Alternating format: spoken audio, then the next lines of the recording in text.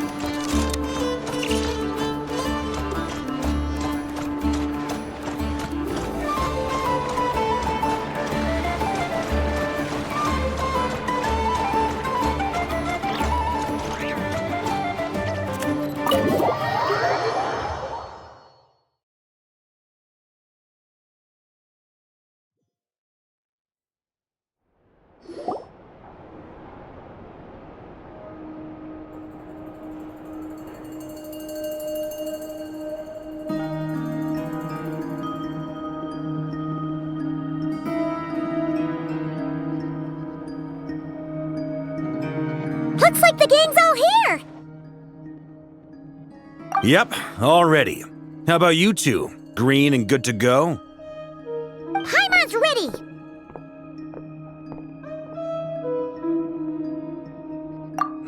Haha, feeling nervous? Don't blame you. We're all a little out of our depth with this one. Okay, so, some time ago, Columbina was ambushed by the Doctor. It all happened pretty fast, and the last thing you saw was her vanishing into the moon's reflection. Yes, though at the time, all that the rest of us saw was the Doctor using some kind of power.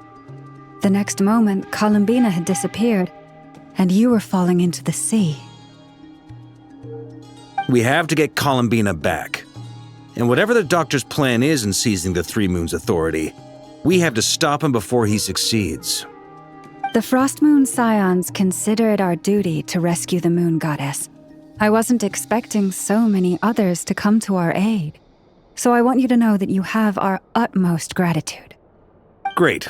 Well, first things first. Wait. Someone's here. We heard your footsteps, although... You've been here for a while now. I take it you followed the Traveler, but I don't sense any ill intent in you. Come on.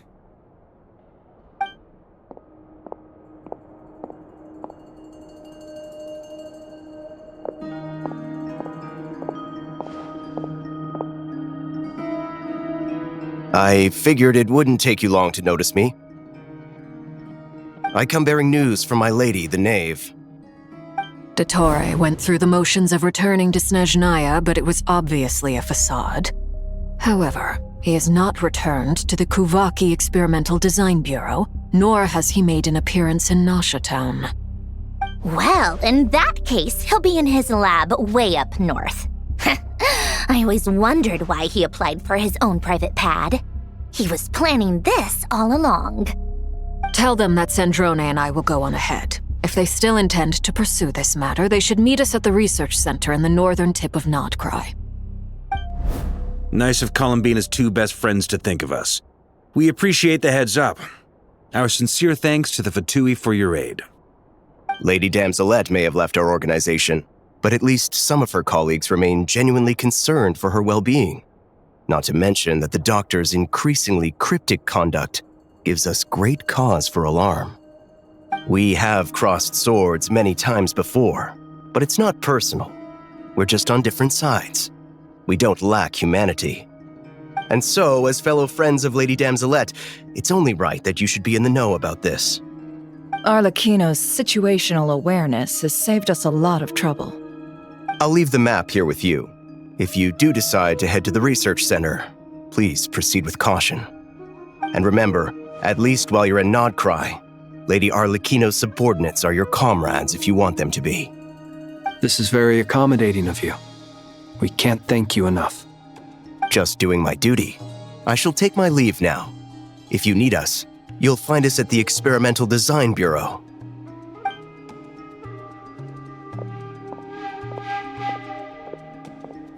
Oh, the doctors left the Experimental Design Bureau and headed to some research center up north. Marionette seems to think he's been planning this for a long time. But when did it start? Before he even arrived in Notcry? It seems his loyalty to the Tsaritsa is lip service at most. Behind the scenes, he may even be working against her. Whatever his motives, we know that he's decisive and incredibly ruthless. Facing him unprepared would be a recipe for disaster. At this stage, it's difficult to predict his next steps. I suggest we split into 2 groups. We need some people to stay behind and guard Nasha Town. Well, as much as I'd love to help, infiltrating research labs isn't really my area of expertise.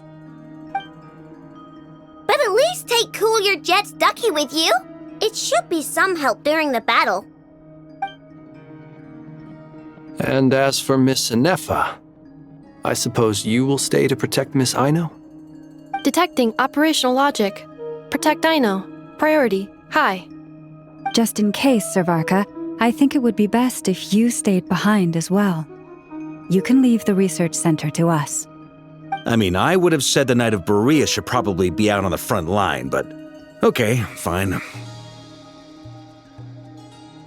Leave Nasha Town to me. Be careful out there, okay?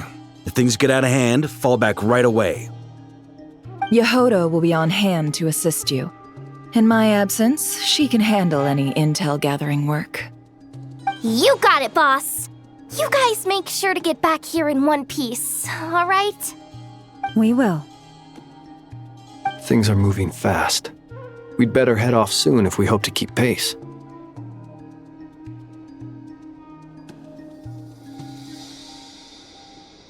So, it's infiltrate a secret research facility, or... Yeah, alright. Paimon will help out here instead. Sounds like it's gonna be a pretty intense fight. We all have to bring our A game here. So, anything you need to wrap up before we leave?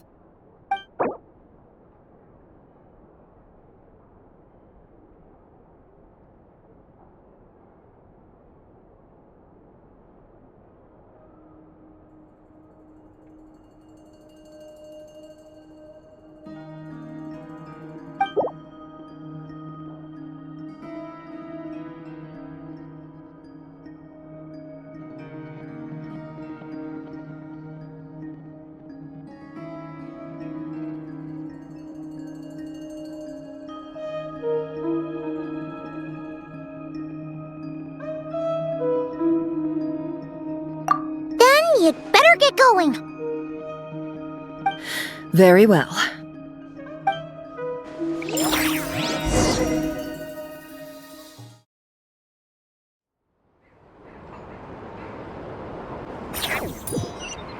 All these broken machines on the ground.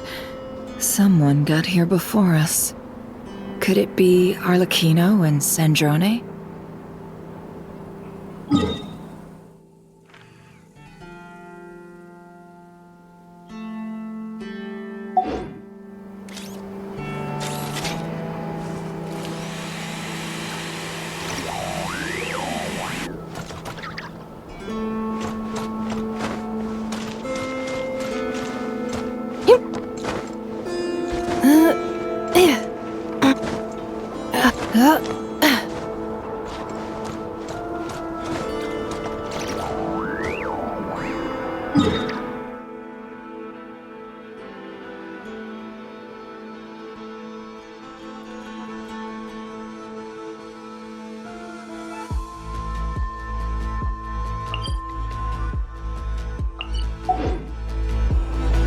Cleanup sequence in progress.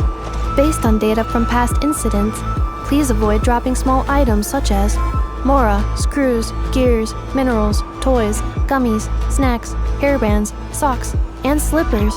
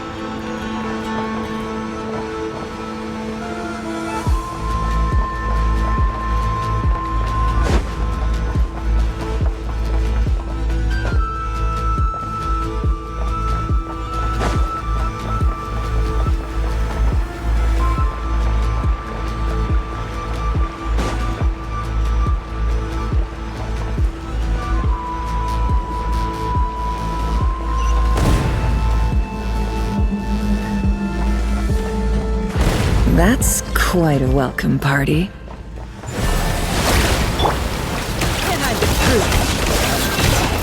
Let's see what you're made of.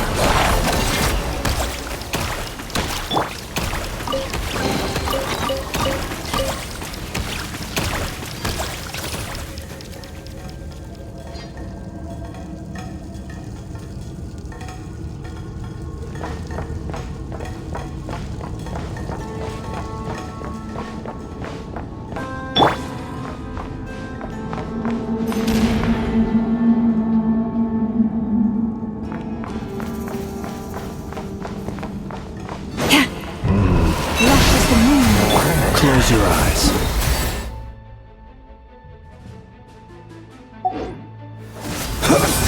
Be silent.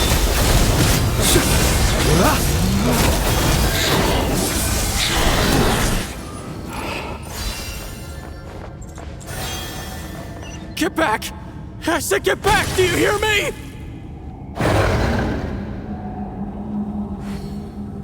Why isn't it working?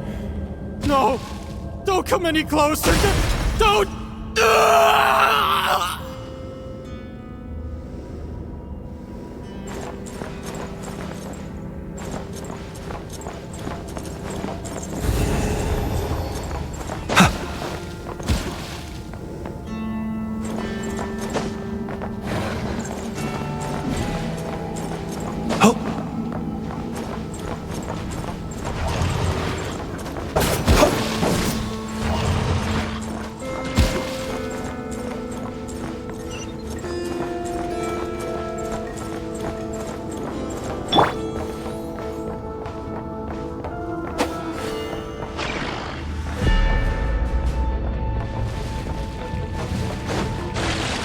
Observe.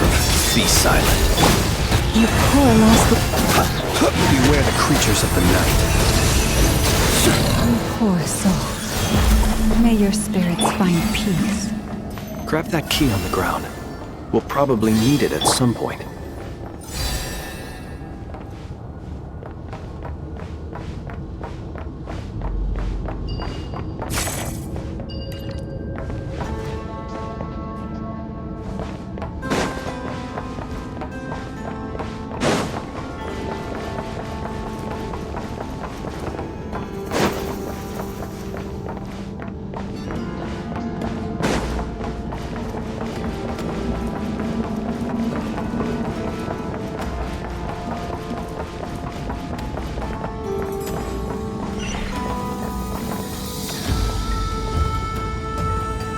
Watch out!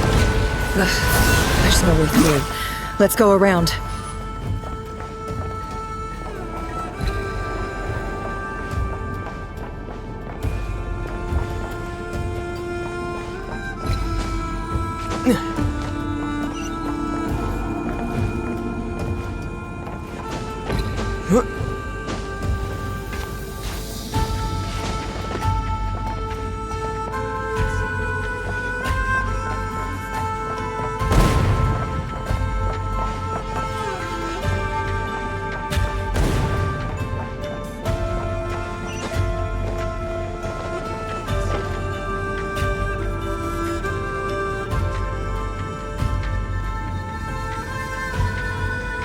What the? Trespassers? Here? What's wrong with you people? We're looking for the doctor, and we understand he might be here. I see you're fleeing the facility. You looking to settle a score with the doctor? Good luck with that. I don't think you have many chances left. Perhaps. But you might have a chance to live if you start talking. 2 other Harbingers had the same idea as you. They're already inside. But what good is it gonna do? The doctor wouldn't do something like this unprepared. Seems to me that you're not too thrilled about being his subordinate. Also, is it just me, or do I sense monsters nearby? If you'd prefer their company to ours, that can easily be arranged. We need to know what the doctor is up to. Please, if you know anything at all, tell me. This is about more than us versus the doctor. His actions could have consequences for all of Nodcry, and perhaps even your homeland. Snezhnaya.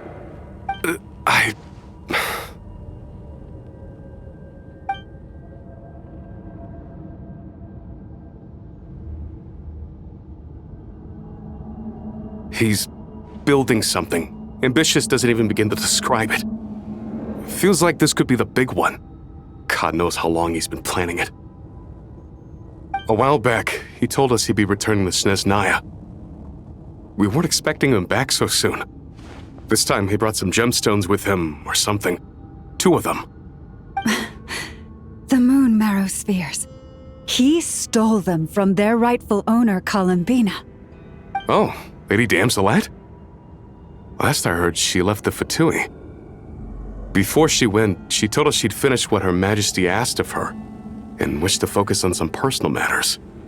I remember thinking that leaving us might not be the best choice. I mean, I always looked up to the captain the most, and... Back when this all started, the higher-ups dispatched 3 units to Nodcry to execute their plan.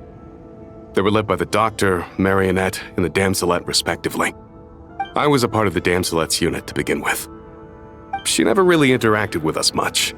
In fact, she seemed sort of detached from everything. Not because she was distracted, just felt like she was indifferent to the world around her. Like she had no stake in anything that happened. She always seemed like she was staring off into the distance. Almost as if she didn't see anything worth living for in the present, so she had to look further afield. That's right. She always used to stare up at the sky. The Doctor used to stand nearby and watch her. Apparently they got along well at first, but somewhere along the way, she grew wary of him, started avoiding him as much as possible. After she left, everyone in our unit merged with the Doctor's. He's similarly indifferent to the world, except when it comes to the moons. He seems to have big plans for them. Right now, obtaining the 3 moons is his #1 priority. He even said if he can only get his hands on 2 of them, he'll create a 3rd one himself. How would he create an artificial moon marrow? Maybe the knowledge he gained from the Hyperborean phantoms has something to do with it. Thank you for cooperating. We appreciate the level of detail. I get the sense that you'd serve under Columbina again if you had the chance. Would that be fair? No, she's no longer a harbinger. As a member of the Fatui, my loyalty will always belong to the Tsaritsa. I'm only telling you all this because I don't completely trust the Doctor. His actions do not align with the goals that first brought us to Nodcry. I understand. We'll do everything within our power to stop him. The Knave's unit is based at the Kuvaki Experimental Design Bureau. Maybe you can seek refuge with them. Well, now we know what's going on here. Artificial moon marrow. He's likely well on the way to completing it. Dottore's technological capabilities are far more advanced than I thought. I fear this could get ugly. Everyone, prepare yourselves.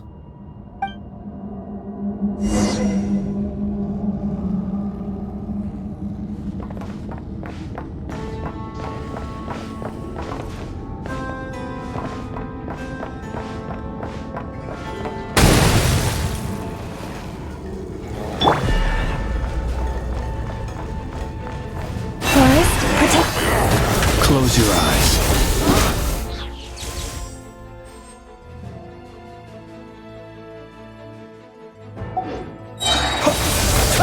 Night falls. Observe.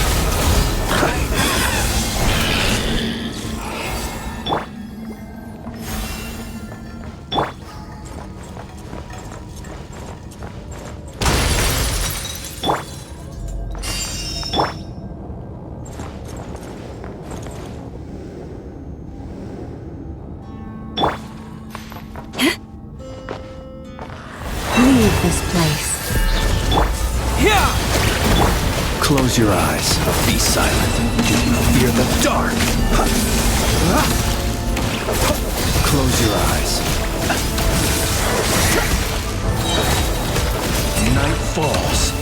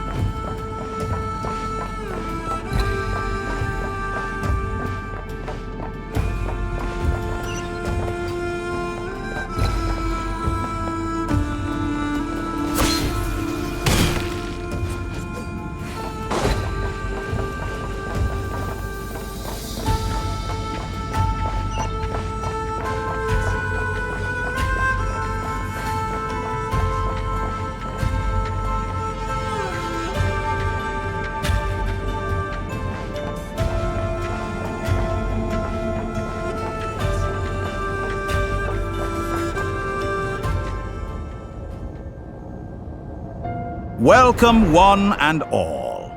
I've been expecting you. I hope my humble research facility is to your liking. Yeah, we really appreciated fighting our way in through a horde of monsters. The gall! You expect us to believe you've just been patiently waiting for us? Of course I have. Should I be worried about something? Everything seems to be going quite smoothly so far, and you've shown up right on schedule. First Sandrone and Arlecchino, now you. Ah, quite a surfeit of guests I've had today.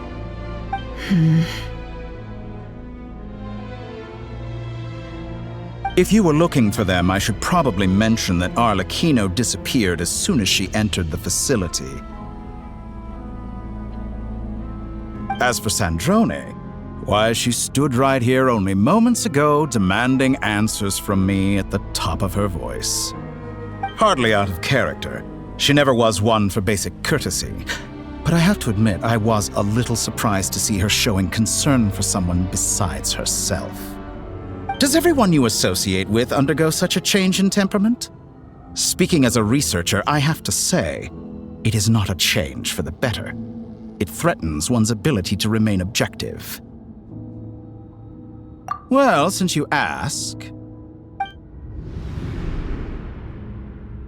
So you've got your hands on the moon marrow, and now you're claiming godhood.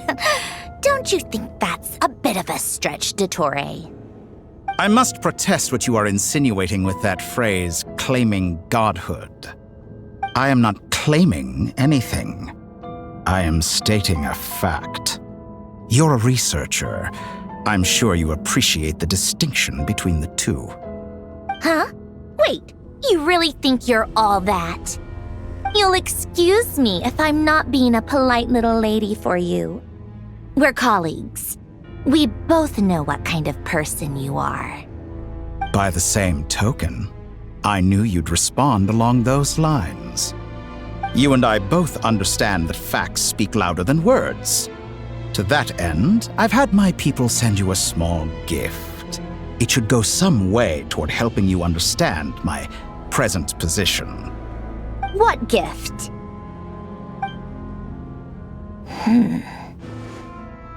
Where have all your troops gone? Who knows? Perhaps they are already marching toward a new world, following in the footsteps of an unknown god. As vulgar and arrogant as you may be, dear Sandrone, I have no intention of taking out my displeasure on your subordinates. They will enjoy equal rights to my own. You sent your people to the Experimental Design Bureau? That's a Tsaritsa's property. Yes, and I am very mindful of Her Majesty's instructions. But you know full well that they do not conflict with my present goals.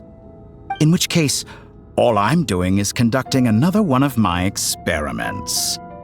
Is there a problem with that? Now then, you have a judgment call to make. Am I simply lying to stall you? Or is it possible that every word I am saying is the truth? In which case, your subordinates really are in danger. So now you've turned on fellow Fatui soldiers. You're completely insane. I have set a new rule for myself. Each person gets one chance. Naturally, that includes you, Sandrone. If you wish to leave, I won't stop you. We are colleagues, after all. Scumbag!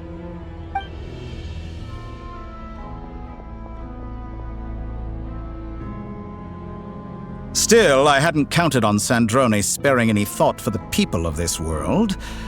Shame. I always found her self-centeredness to be one of her few better qualities. How can she ever hope to achieve greatness when she's so obsessed with protecting her little design bureau? It's more than a little disingenuous to speak of achieving greatness while taking hostages. Or does honor no longer mean anything to you? Honor? I have the marrow of 2 moons in my possession and will soon complete the construction of a 3rd. I will be the god of a new world. And you speak to me of honor? How charmingly naive. Those are sacred relics. You do not deserve them. In my view, many in this world do not deserve to be alive. And yet I mercifully permit them to go on living, do I not? You'll come to regret your actions. Will I now? Let's see if you can make me.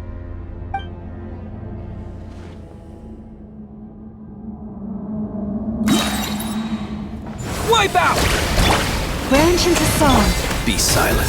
Observe.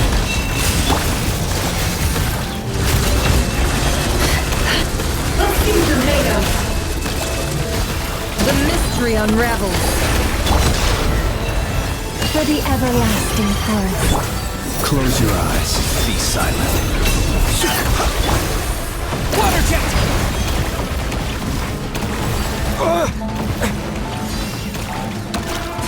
It all adds up.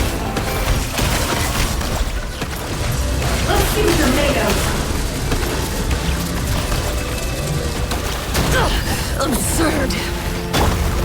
Observe. Exact Lush as the moonlight. Arlecchino.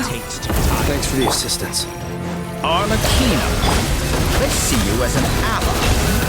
What a farce. You're clearly here to destroy my research. I say your research is more valuable than your life.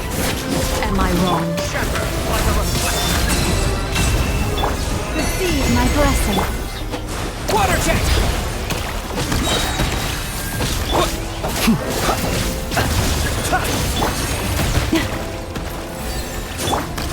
Bombs away! Keep your distance. Be silent. Do you fear the dark? I expected so much more from you. With one heart, we pray.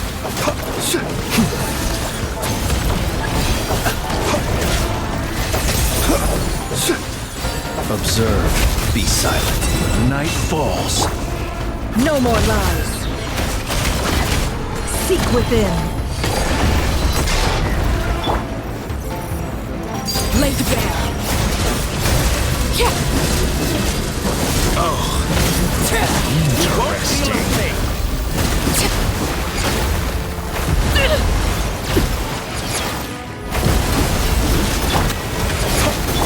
Lush as the moonlight. Go! This is where we fall.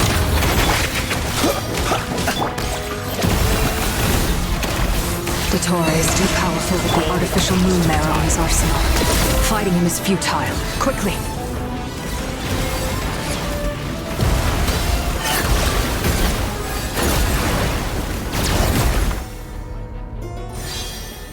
Let's go. I've always thought it is wiser to flee than surrender.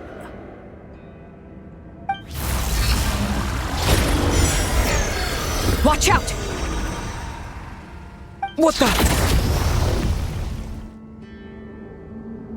Forget about me! You should... Where's the Traveler?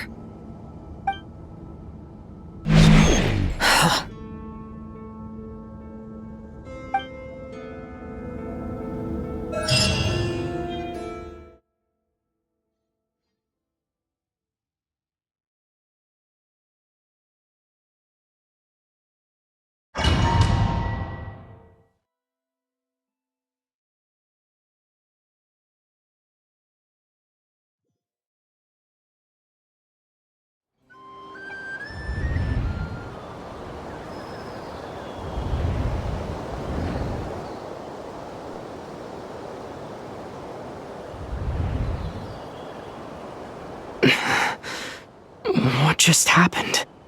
Nasha Town? How did I get here?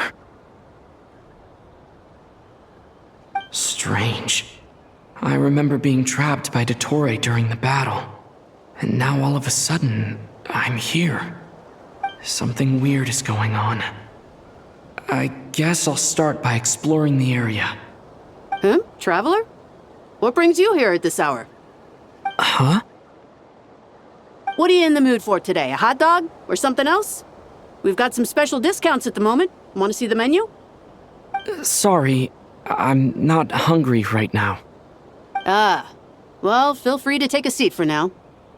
Let me know if you change your mind. Everyone seems to be acting normal. Am I just overthinking? Oh, darling, look who it is. One of our regular customers. Get the traveler something to eat, would you, dear? Wait, why is he talking like that? Well, I'd love to, but can't serve a customer unless they order something. Anyway, I take it your business is wrapped up? Yes, thankfully.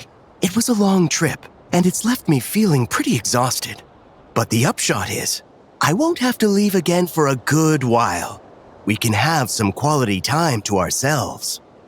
Wait, these two are a couple? I see some kids around too. I didn't know they had a family. Hey there! I haven't seen you in ages! What's keeping you so busy? I've been looking forward to playing with you again. You forgot already?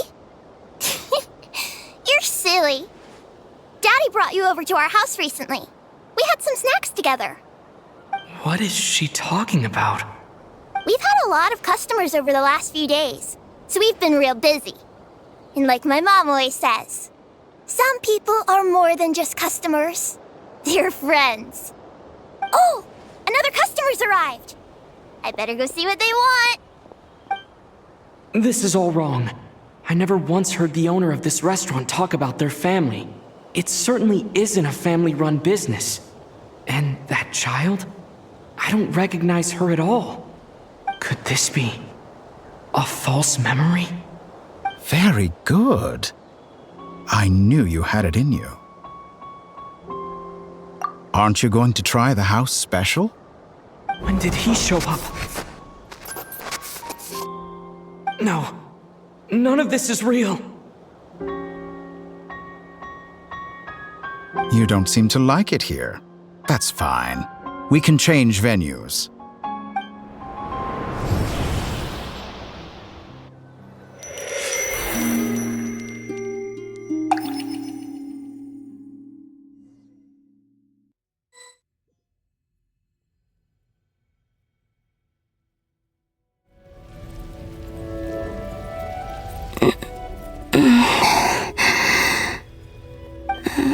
I'm still alive. Where is this place? It took all my strength to open the moon gate, and then I leapt into it. So this is the moon's reflection? The mysterious realm beyond the gate?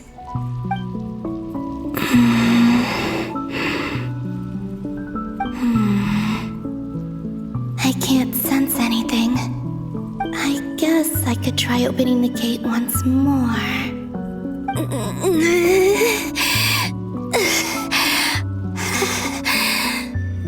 No response. Maybe this space can't be opened from inside.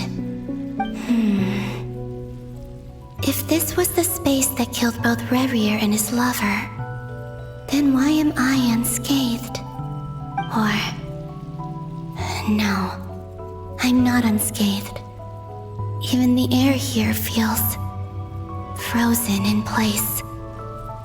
There's nothing here with which I can restore my power. I should then proceed with caution.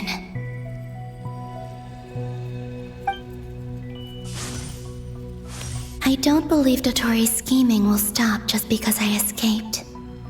If there is any chance that I can get back to the others, any chance at all, I must return.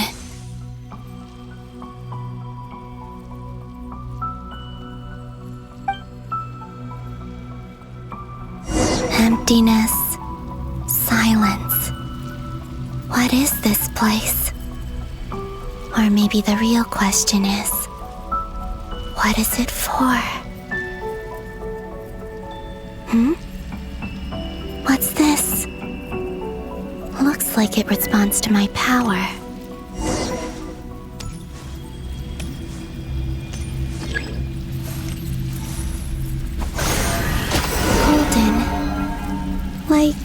Kuvaki. Is it some sort of guide? And why does it feel so familiar? I might as well follow it.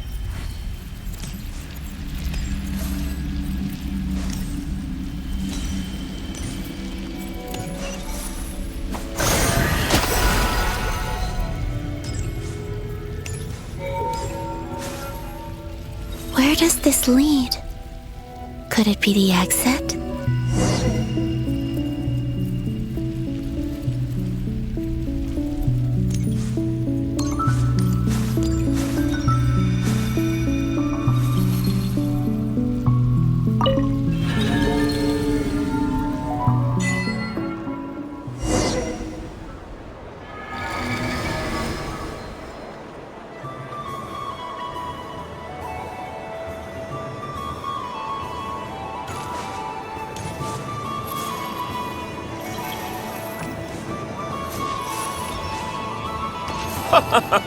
Welcome home, Moon Goddess! Is this Nasha Town? But isn't Moon Prayer Night over already?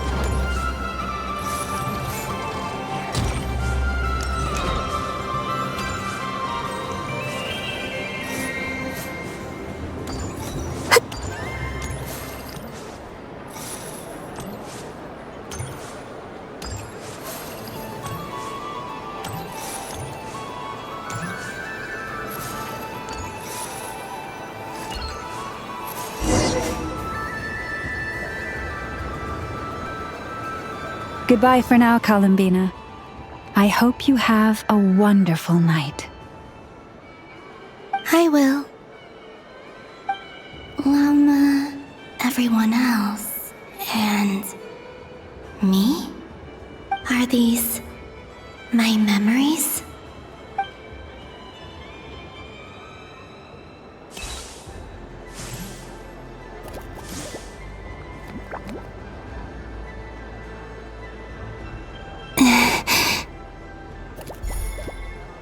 I can't touch them. It's as if we're separated by some impenetrable power.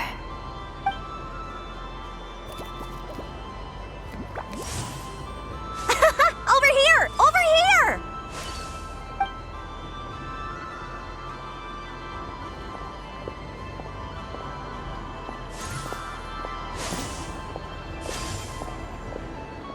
But the people in these memories pass right through me. Just like when I disappeared. If only I had known what would come to pass after that. Even so, I should still take a look around. Just being back here, it gives me the strength to keep going.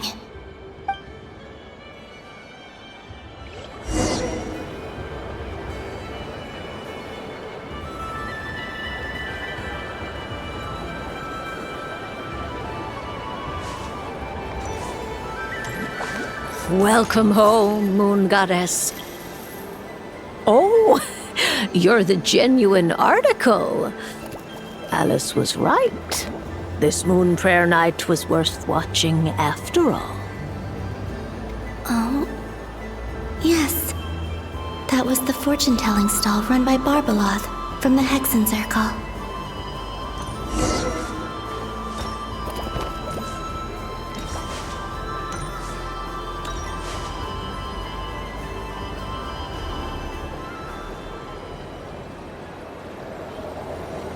Please, draw the first lunar arcana. This represents destiny and is the foundation for the divination as a whole.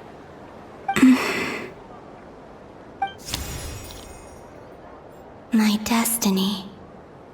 I believe the card I drew was the moon. Now that I think about it, Barbalot's divination was absolutely right. It's almost time to draw the last card. The one that represents the future.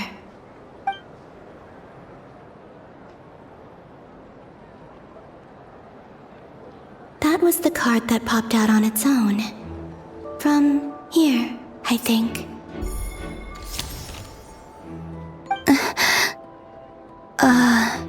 Kuvaki Pulse? What? Fascinating.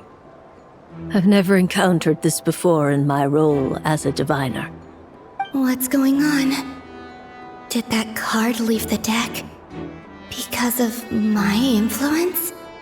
All I did was try to touch it, and then... Maybe this memory space is not untouchable after all. Are there weak points in the barrier? Or is it possible that there's more to this space than my memories alone?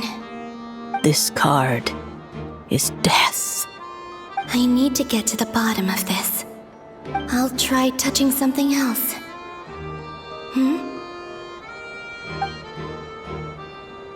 Is this the wind? No, it's gravity. It's pulling me outwards. No, Traveler!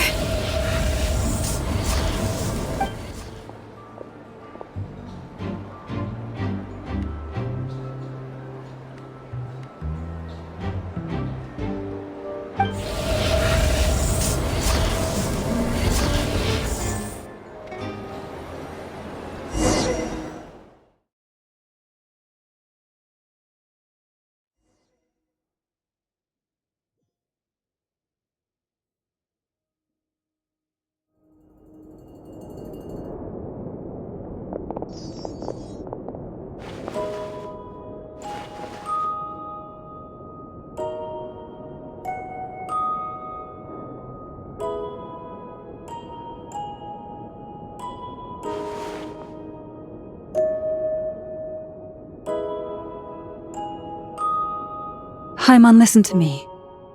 From the bottom of our hearts, we are so sorry. We completely understand how you must feel. The Traveler is trapped, and we all feel responsible for it. Don't say that! Paimon's not a little kid! You didn't leave him behind on purpose! There was nothing you could do!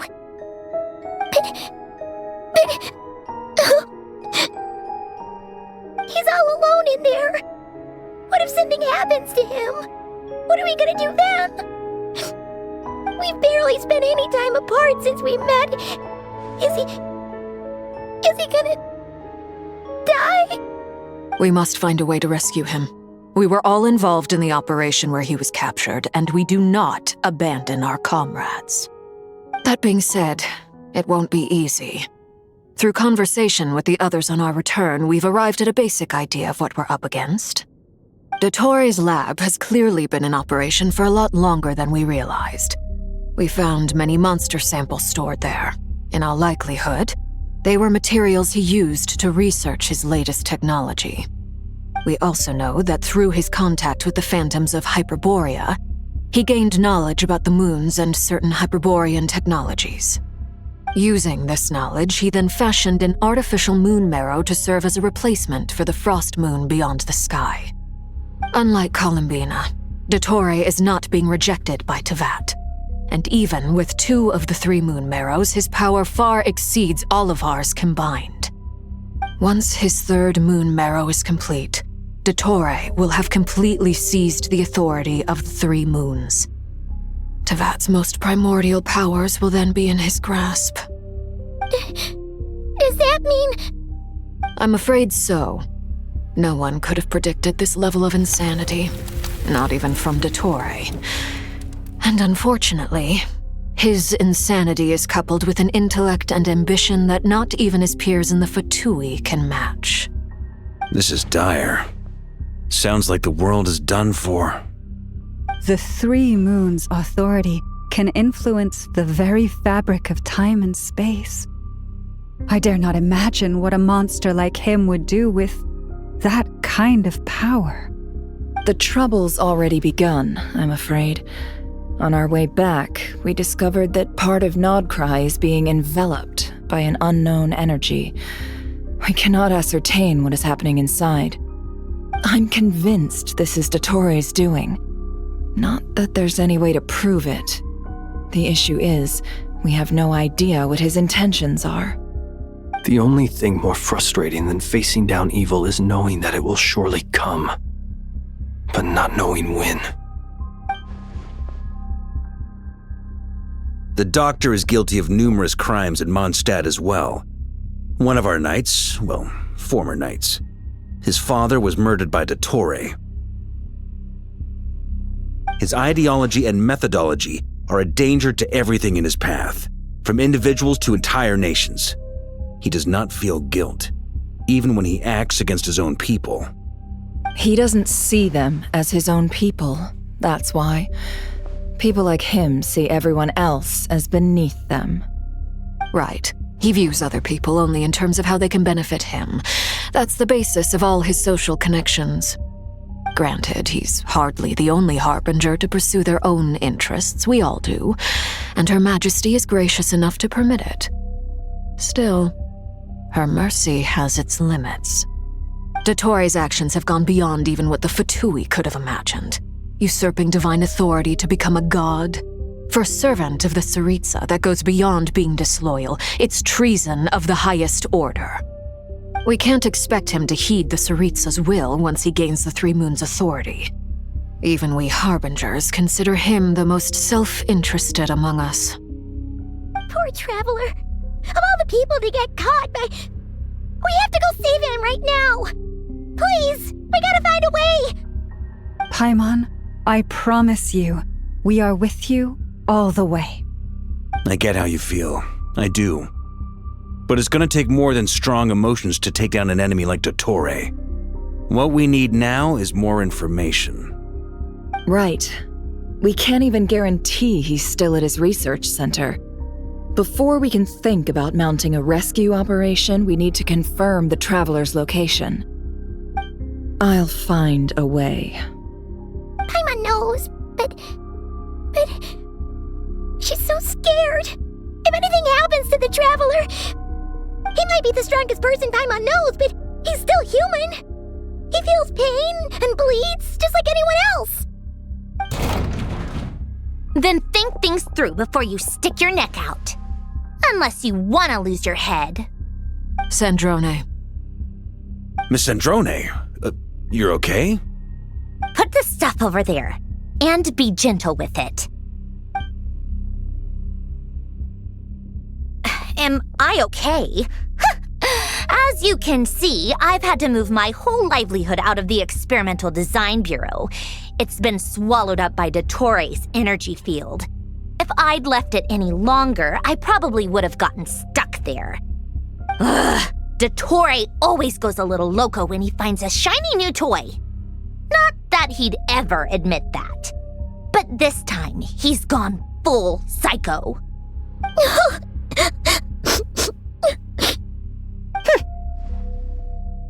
Just go ahead and cry already. Sorry. Paimon's not trying to make it seem. It's just... She can't. Oh, Paimon. Let it all out. There's no shame in it. When you're overwhelmed by fear and despair, crying can help get it out of your system. You'll feel better for it. Okay then, while the baby of the group is having a moment, how about the grown-ups get to work? Give me your hand. You've made a discovery? Polonia, scan.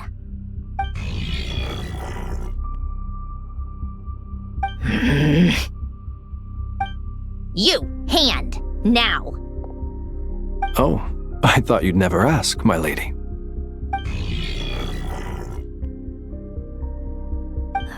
Curses! You're next, then you.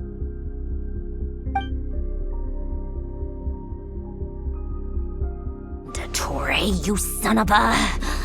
He's done something to us! Everyone who entered his research center has been implanted with some sort of curse.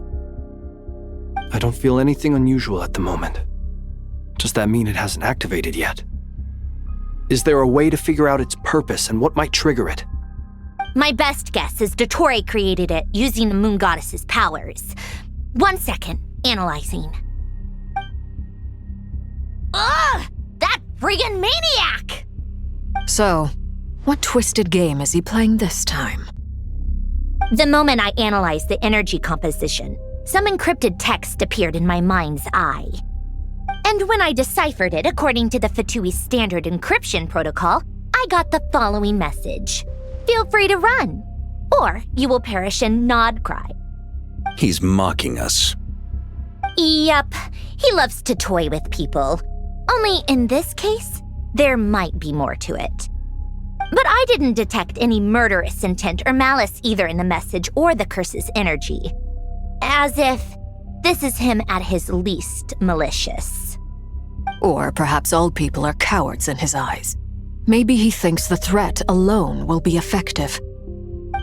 What a despicable person. And he has the Traveler in his grasp. If I may, as unhinged as Dottore may be, he has always exercised great patience with the objects of his interest. I remember a comment he made when we first arrived in Nodcry. He said, "This world is, on the whole, an exceedingly dull place. But at least there are a few intriguing features, such as the gods, or the Traveler. Presumably, they interest him because they're unknown quantities. He wants to understand as much as he can about them." Agreed. The Traveler is Tevat's fourth descender. All Harbingers are aware of this. Since Dottore took such pains to capture the Traveler, he is unlikely to kill him right away. Okay, but we still have to do that rescue operation. Of course. I also think we need to read between the lines with Dottore's message. If he's encouraging us to run, that means we mustn't leave Nodcry under any circumstances. My guess is, his curse will only trigger if we leave.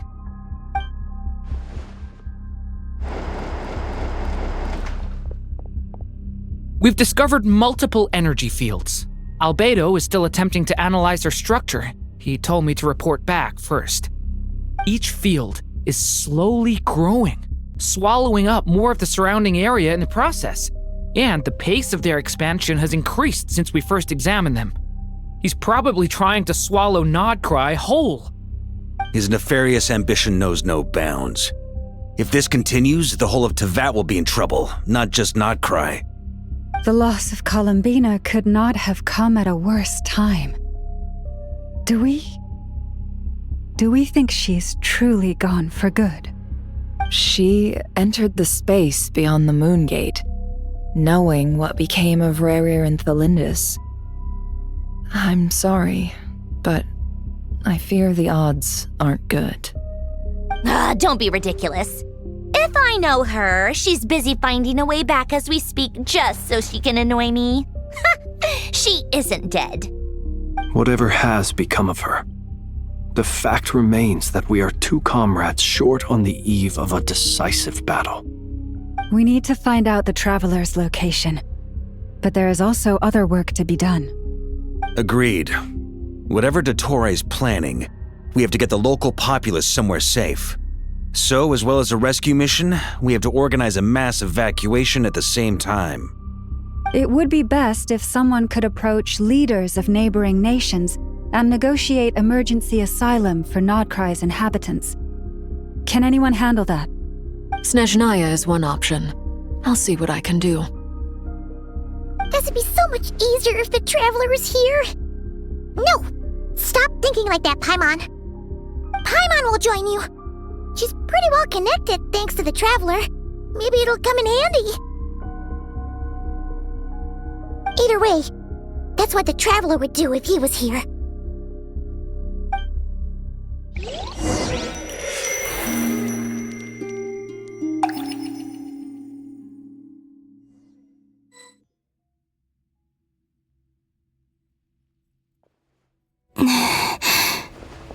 Back here again. That gravitational force that pulled me back. Is this where it came from? When I saw that memory of Moon Prayer Night, I think I influenced reality.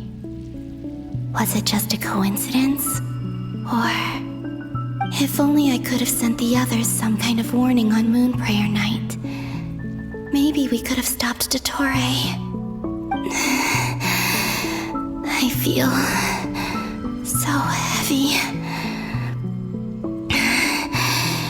Does entering that space consume a lot of energy? Well, even so, I have to keep moving forward. Back to emptiness and silence again. I should try and find my way back inside that memory.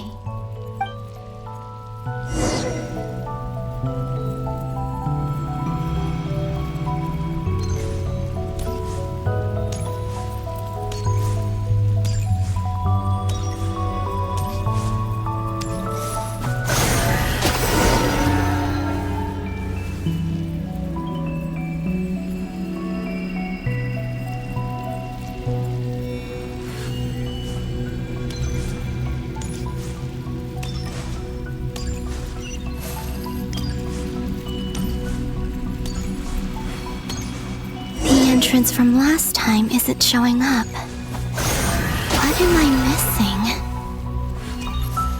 missing? Looks like I need to gather these scattered fragments.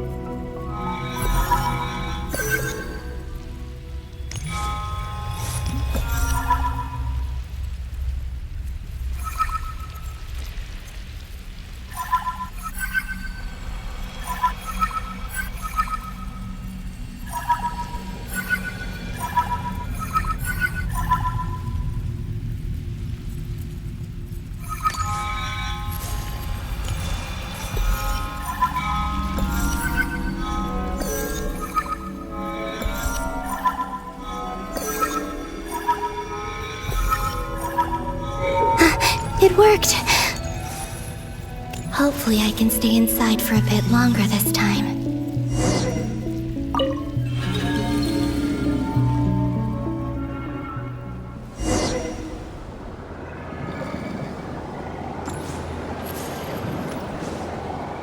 Ad Astra Abyssosk. Welcome to the Adventurers Guild. What? This doesn't look like Moon Prayer Night. Extra, extra! Latest issue of the Nasha Express! I don't think I've ever been here. Maybe this space isn't comprised of my memories after all. There aren't any festive decorations around. Is this Nasha Town after Moon Prayer Night ended? Did Dottore plan not affect the town? Or is no one aware of what happened because he used the Three Moons' authority? Let me see if I can influence anyone else.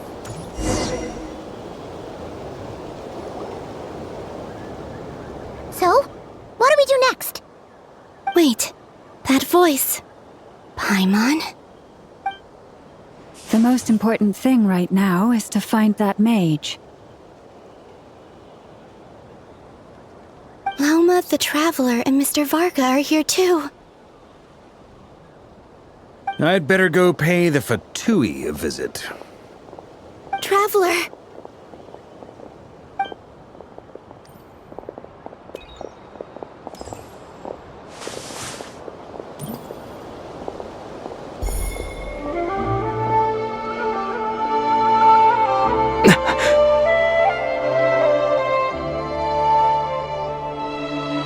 Columbina? I made contact. It's me, Columbina. Huh?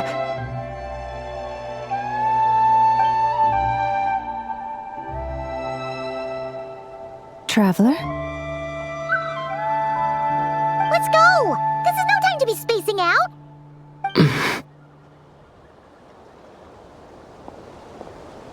Huh? Wait a moment. This has happened before. Huh? This is what happened when I disappeared. I stood right over there, thinking that no one would ever find me again. It was only when he called my name that I decided to follow them. But did he turn around because he sensed my touch just now? Is it really possible that from in here, I can change the past? If I keep following them, maybe... Huh? It's that gravity again.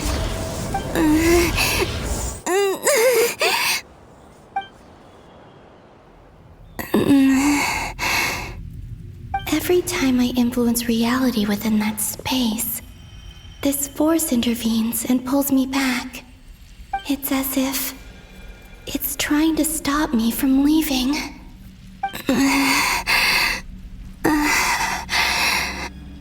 I'm getting weaker and weaker. I'll just have to try another approach next time. Come on, Columbina. Keep going. You have to tell everyone what happened.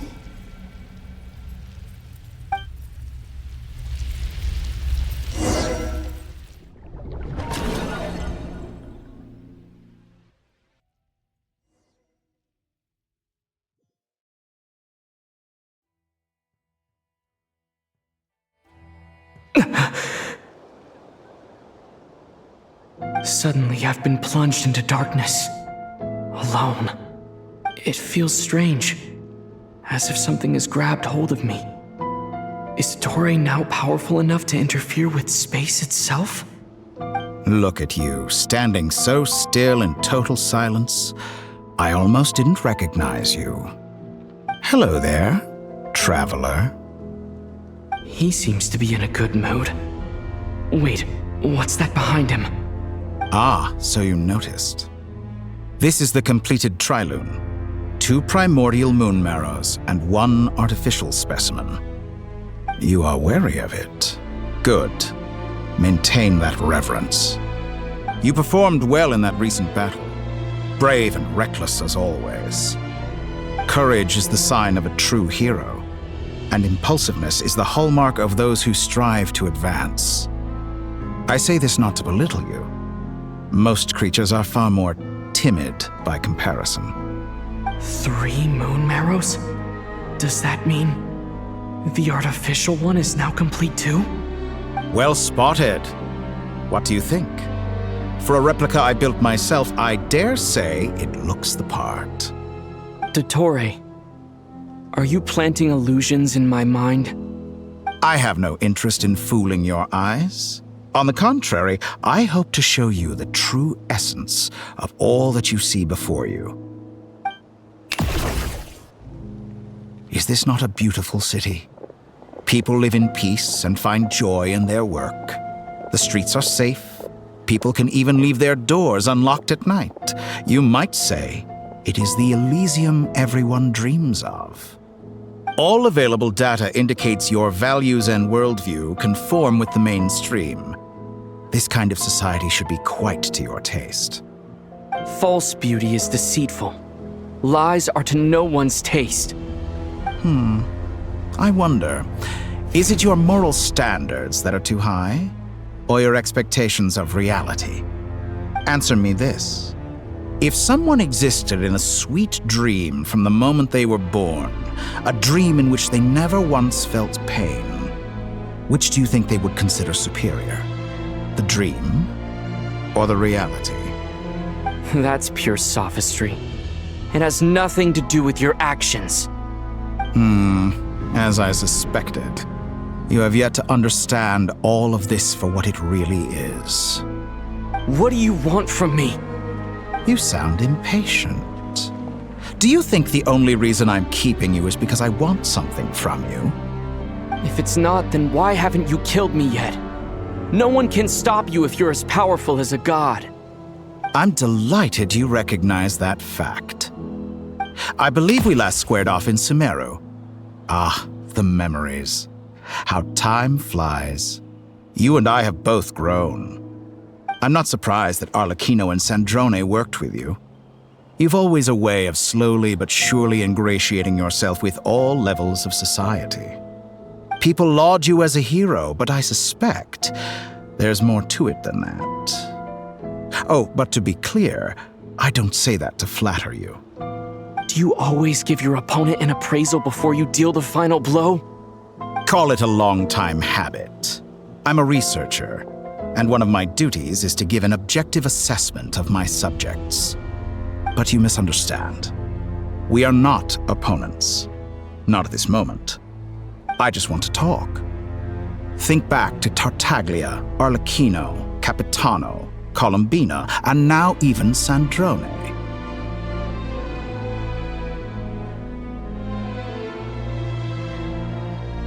You've worked with each of them in the past. I believe you can work with me as well. What makes you so sure? Well, why not? Should the good associate only with the good and the bad befriend only the bad? I like to think we could have a more mature relationship than that. Surely you don't think all your relationships are grounded in friendship or shared ideals? People come together because it benefits them to do so. If you think of the people you admire, you must surely admit that they have provided some benefit to you. Morality, ambition, dreams. People have plenty of words to embellish the nature of their relationships. But once you break free from those ethical frameworks, you will see that the only thing connecting the two of you is mutual benefit. And that is what I'd like to talk to you about. We're finally getting into it. He's probably been planning to kidnap me for a long time now. But for what exactly? He has the authority of all 3 moons. I won't be able to gain the upper hand in a fight. Best if I pretend that I'm willing to negotiate for now. You say you're a god, but you also speak of mutual benefit. What could a god want that the 3 moons cannot provide? Excellent question. But before I answer, I would ask you the same thing. Gaining Columbina's allegiance was a rare and extraordinary feat. But the Moon Marrows are now in my hands, and I have the edge over her. For this artificial moon is not being rejected by Tevat. Her identity and lineage may have been a thing of glory in the old world, but they were also shackles that prevented her from ever integrating into Tevat. I, on the other hand, you may view me as a thief, but I have overcome that limitation. So what is it that the Three Moons cannot grant you? What stops you from negotiating with me to get what you want? I don't make deals with lying psychopaths. That's quite an accusation. Are you expecting me to get angry with you? Well, this is one aspect in which my personal growth has served me well. In the past, my less mature self might have been disappointed, perhaps even angry, over a small setback like this. Like when you and Lesser Lord Kusanali joined forces to oppose me, for example. But things are different now. Just as the rich do not quibble with the poor, I no longer find myself perturbed by these trivial affairs. Human relationships end with conflicts of emotions and interests. But relations between humans and gods are different. And ours is even more unique. I have ascended to the highest heights and laid claim to unprecedented horizons. And you were no ordinary person to begin with.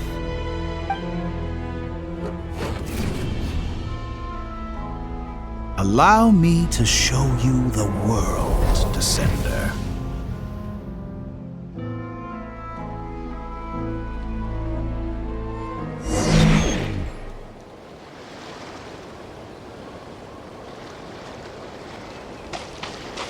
To stand, walk, jump, sit, and lie down. These are the most common of behaviors.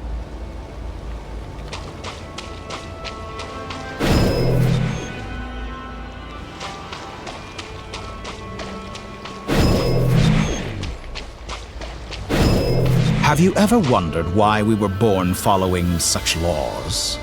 Who stipulated that we could not fly instead of walk?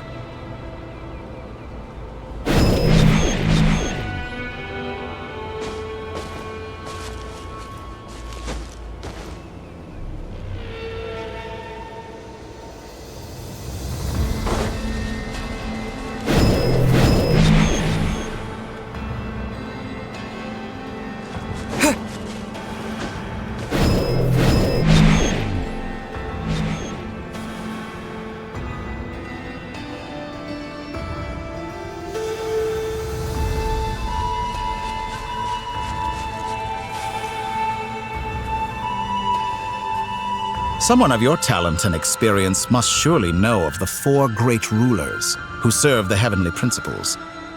They govern life, death, time, and space. One wounded by a blade will die from blood loss or infection, and one who falls into a lake will drown in agony. The elderly wallow in solitude, and the solitary age faster. Eventually, new life is born, only to embark on the same path of suffering. These four divisions anchor the world and shackle those who live in it. But they themselves transcend its boundaries, squandering the power bestowed by the heavens.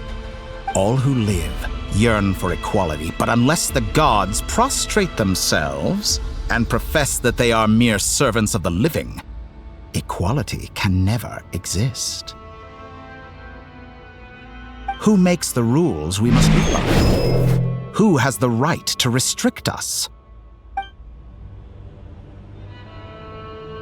The limits of the body can be rejected.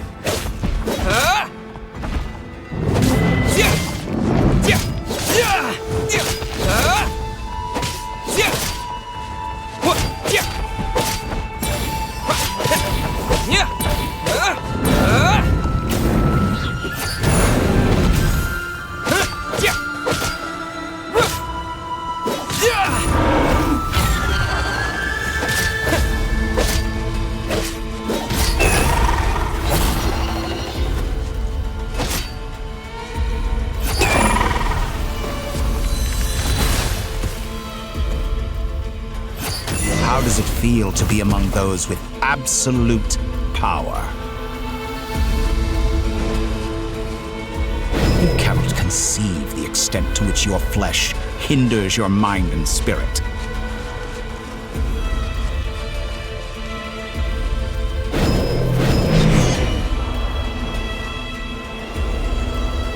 Only by discarding our useless, primitive eyes can we perceive a new world.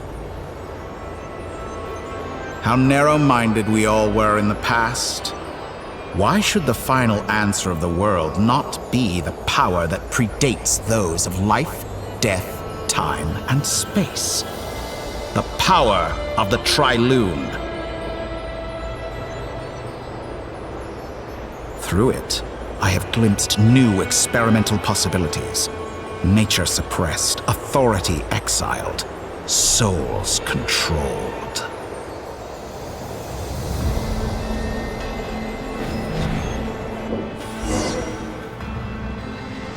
You know, I heard recently that a group of critics reviewed countless stories and drew an interesting conclusion. They found that it is more often than not the villains who strive tirelessly to push the boundaries of progress. In fact, long before this, someone voiced a similar idea in an academia editorial. I felt a great affinity with this perspective. I have never been afraid to step up and play the role of the villain. Fanatics are trampled down for their transgressions, and those who transcend are rebuked for their audacity. And so, the majority of creatures are too timid to follow my lead. But all sacrifices made during my experiments have been worthwhile, as you can now see. I can offer you something new, something unique, precisely because I am a villain. Think about it. We are eternally bound through mutual interest. Can you truly say you would never turn to malice if it could give you the life you dream of? After all, what value do perfection and purity really have? They are fragile and feeble things, utterly tedious.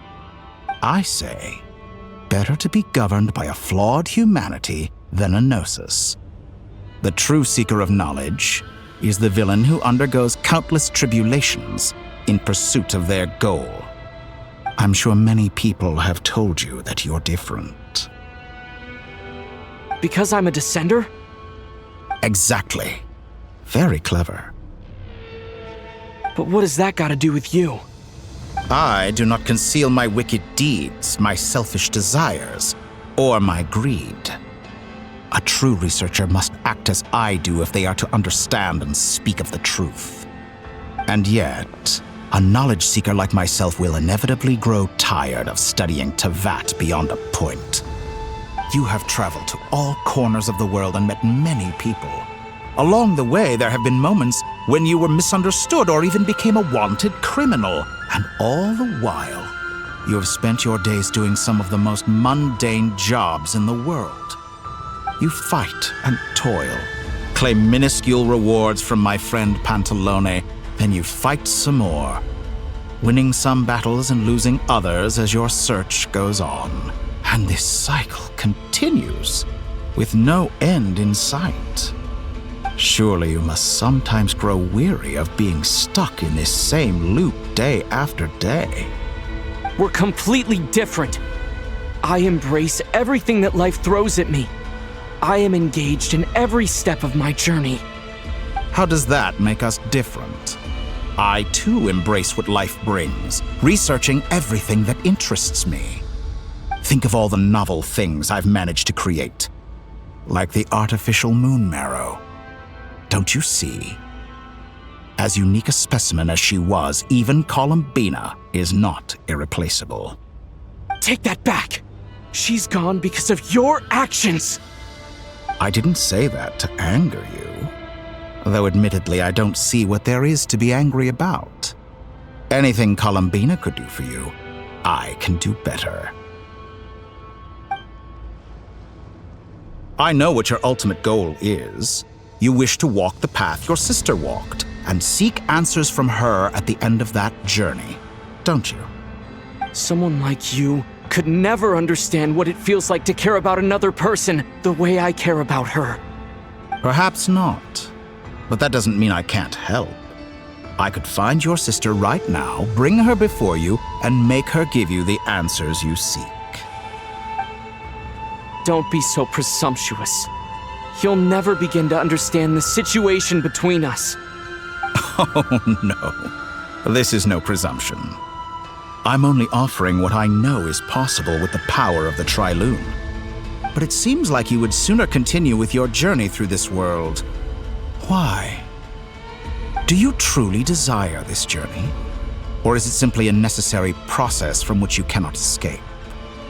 Think of all the time and energy you have spent, everything you've had to endure just to make it this far. Is this really what you want?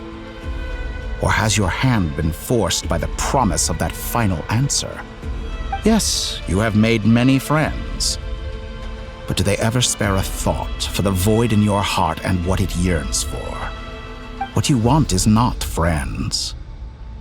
It is family. But do they know this? I, on the other hand, am far more considerate. Join my experiment, and in return, I will bring your meaningless journey and all its struggles to an end. This is a malicious attempt to manipulate me. But at the same time, he's stating some very human truths. Of course he's right about my predicament. How can I deny it? I have faced ungrateful strangers, never-ending troubles, an endless quest for answers. I want to see her. After everything I've been through, words can't describe how much I miss her. How much I want to be reunited with her. Wherever you are right now. Do you miss me too?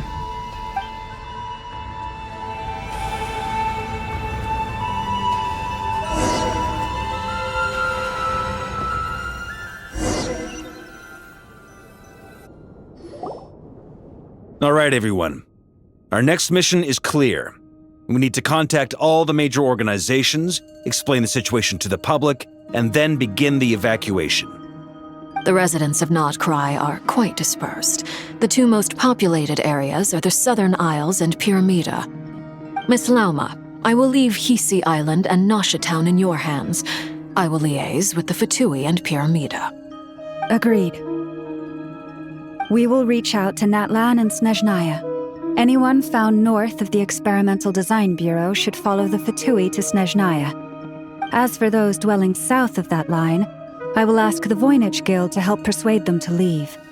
Then I, Mr. Varka, and the Frostmoon Scions will escort them to Natlan. The Voynich Guild has dealings with the Curatorium of Secrets. I will send them a letter vouching for your credibility. Yehoda, you should help Lauma. This is too big of a task for one person. My wish has come true. You're willingly lending me your most capable employee for the day. Well, good for you if all this only takes a day. Of course, if it takes any longer, I'll be charging a fee. Boss, wait! Don't I get a say in this? Oh, I'm sorry. Something to add, Yehoda? Well, no one's more important to me than you, boss. And remember how Lauma healed your eyes after that big battle? I think that's worth at least 2 or 3 days' work for the Frostmoon Scions. Are you completely incapable of acting in your own self-interest? Or do you simply devalue your own labor? Are you sure you don't want to come with us? Who will see to our other work if we're all busy evacuating residents? Sandrone insists that Columbina is still alive, and we have a traveler to rescue. There's much to be done. But boss, I'm just worried that... Well, Nefer, I'll link up with you once my tasks are complete. What makes you think I'd need you to do that? I'll need it. And considering the way you approach certain matters, I think you'll be better off with me present. That's quite enough. Just focus on your work first. I bet we're in for an uphill battle here. But we can help out too. Inefa and I are gonna help Nasha Town's residents carry their stuff. Loading schedule. Store essential local research data and technology samples, then escort the people to Natlan. Understood. I will execute this to the best of my abilities. Great stuff. Thank you, ladies. I've contacted the Lightkeepers. A colleague of mine will join us shortly. I will persuade them to conduct a thorough search of the region to ensure that no civilians get left behind. As for me, I guess I'll be making an early return to Sumeru. I think it's important that someone informs the Dendro Archon of what's going on in Notcry. Roger that. Someone should inform Mondstadt, too. Mr. Duran, can I trust you to handle that? I think you fly faster than any of us can run. As an added incentive, get there fast enough and I'll see about getting your gliding exam waived. Really? Ha! Mission accepted, sir. I intend to stay behind and help Miss Sandrone with her research. She has some alchemy-related questions that she'd like me to explore. She recognizes your expertise, then. I wish you a fruitful collaboration. Thank you. In truth, I was surprised to hear her express an interest in subject matter outside of machines. I believe she has been investigating some Fontanian technology recently. She made a point of bringing the relevant materials with her when she left the Experimental Design Bureau. She's sorting through everything in her room as we speak.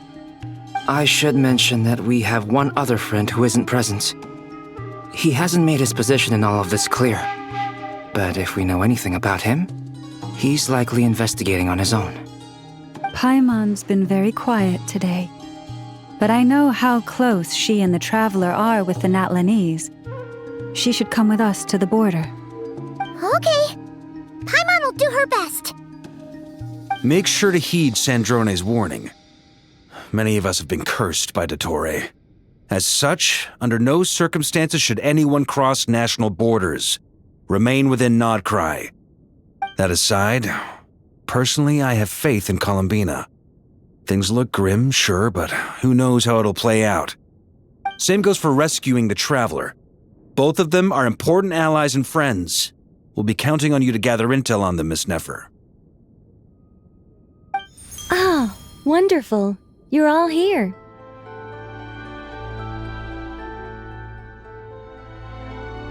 That voice again! Nicole? Whoa, that was loud! And it came out of nowhere. So mysterious. Sorry, this is the only way I can speak to you all right now. Please accept my apology. Anyway, time is short. I'll cut to the chase. We're still facing quite a catastrophe here at the world's borders. Alice has roped in every Hexenzirkel member she can get a hold of. Except for me. She told me I had to come and help you all out as a matter of urgency. I quote, "You love talking, don't you? Well, now it's finally your time to shine. Take these. Make sure the whole party gets one each. You'll be in charge of making sure everyone stays connected." Huh? Is this a Dodo communication device? Scanning. Unknown device. Analyzing. Unknown device. Conclusion. Cute. Affirmative. It is cute and good. I believe that I quite like it. This is no ordinary Dodo communication device. It's my very own special modified version, specifically... sorry. I almost went off on another tangent there. Anyway, help yourselves.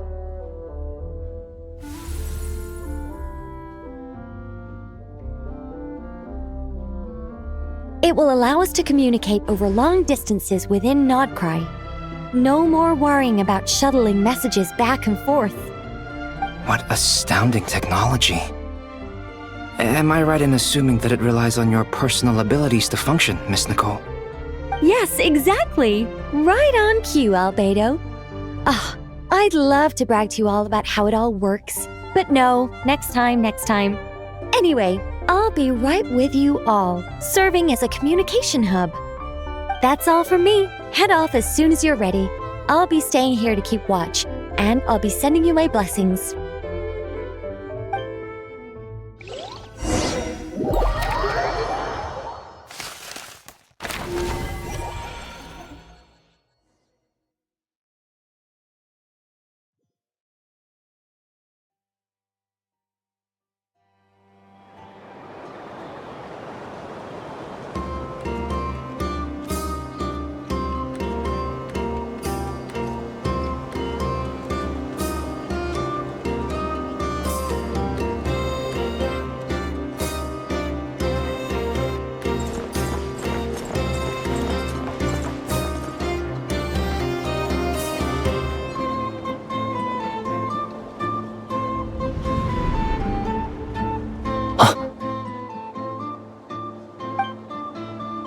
Sir Flint.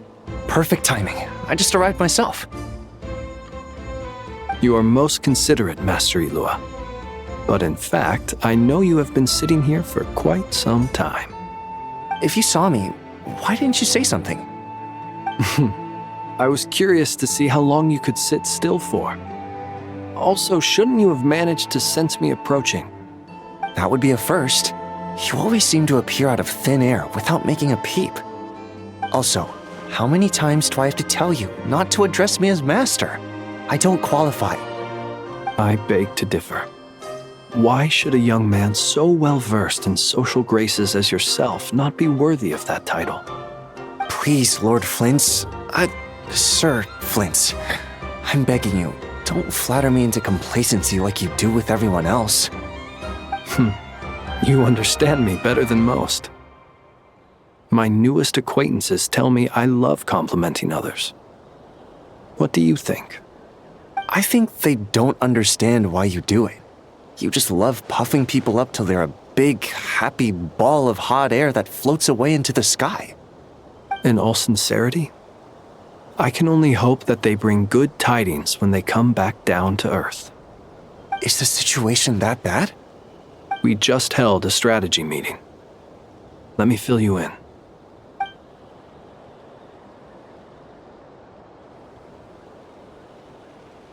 In short, we need everyone gone from Pyramida. We also need a team of lightkeepers to scour the more remote regions of Nodcry for civilians to evacuate. I only hope we have enough personnel. We do.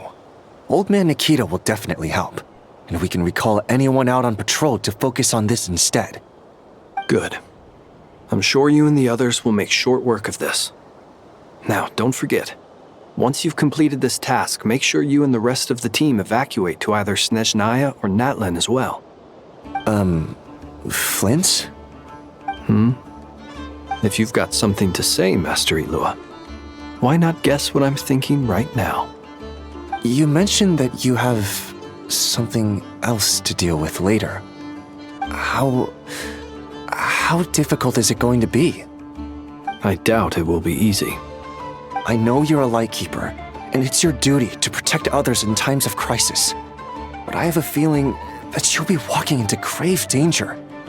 However bad things have gotten in the past, Nodcry has never faced a mass evacuation before. But from the sounds of it, you don't intend to come with us. I don't mean to pry, and it's probably none of my business. But whatever it is you're intending, you don't have to go through with it, you know. I've been afflicted with some sort of curse, and I'm told it may well trigger if I set foot outside of Nodcry. As such, I cannot leave.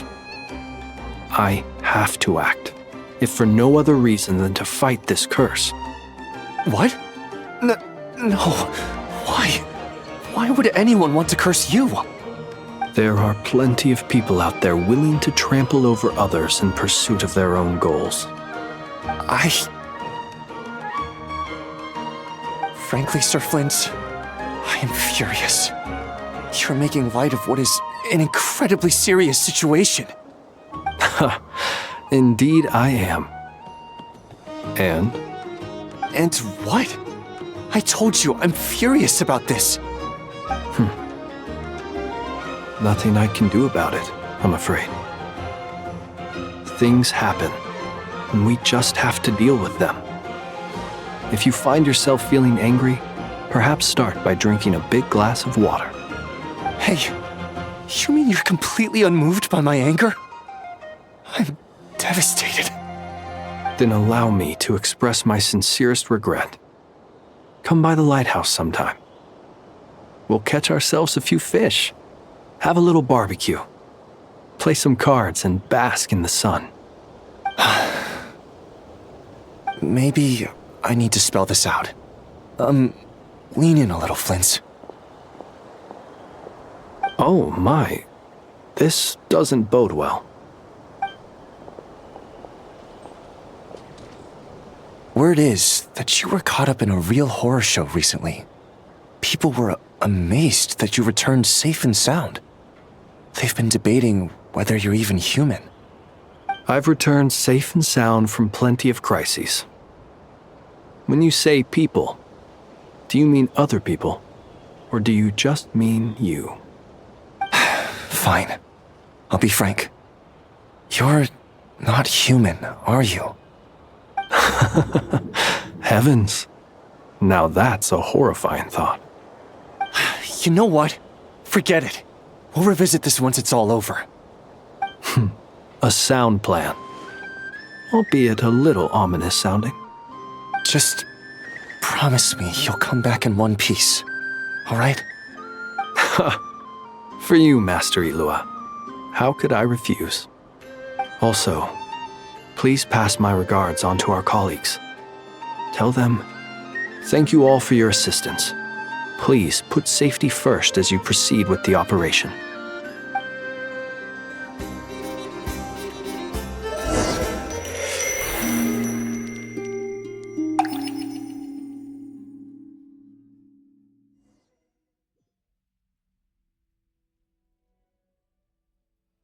I have to keep searching for a path toward reality.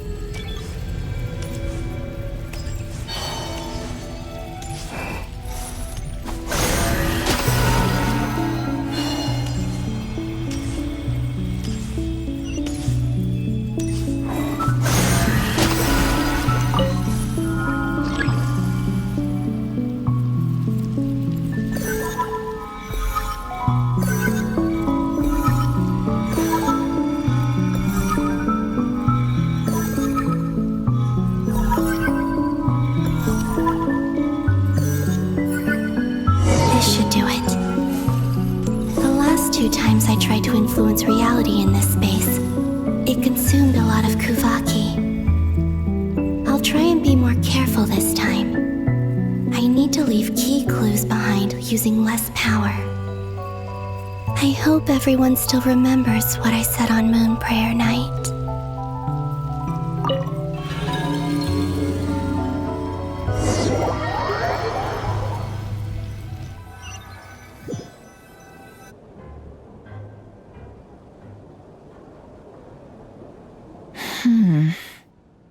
Nothing here either.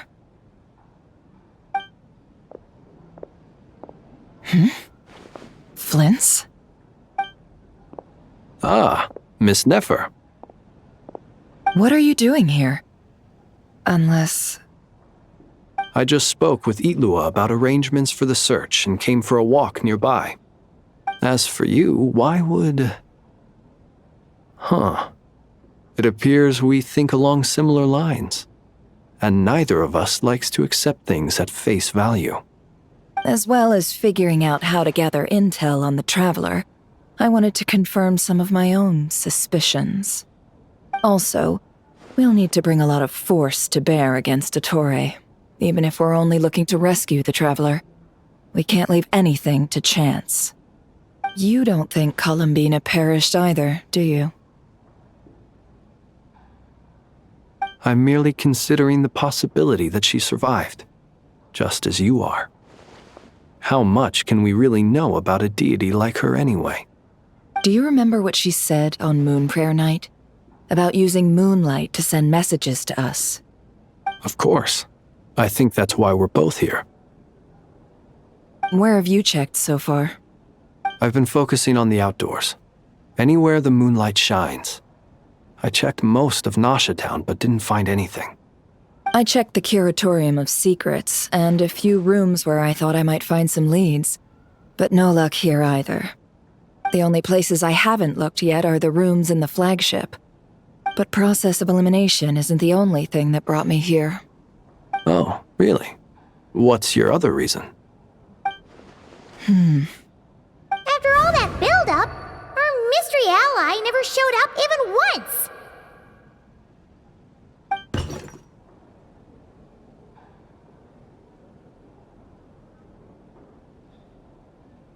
Huh? Am I imagining things?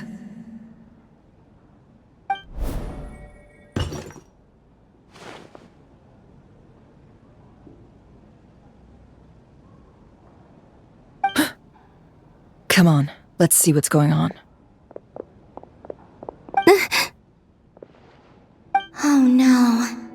I knocked over a vase as soon as I came in. It must have been caused by a Kuvaki fluctuation when I entered the space. Although, it seems like I'm not about to be pulled away this time. It looks like as long as I'm careful with my actions, it doesn't count as influencing reality. Anyway, is this the flagship? The Traveler mentioned that's where he was staying. I only went into the lobby last time, so I've never actually been here before. How does this space work? If nothing else, I can now be sure that it is not simply memory. He mentioned where his room was. I think it's this one.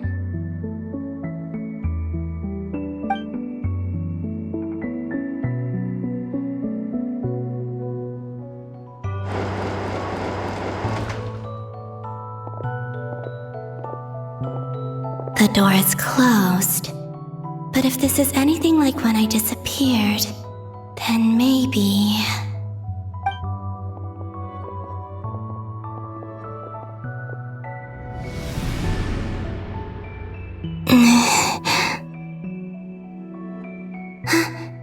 I'm in.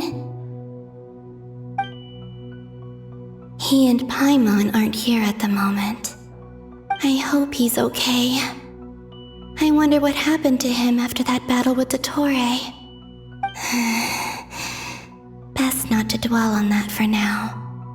I need to try and leave them some clues.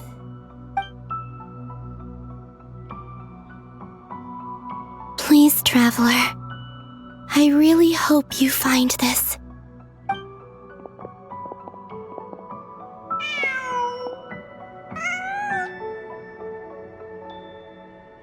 Huh. Just a cat. Nothing else here strikes me as noteworthy. Didn't you stay here for a couple of nights once? Before Rerir showed himself, yes.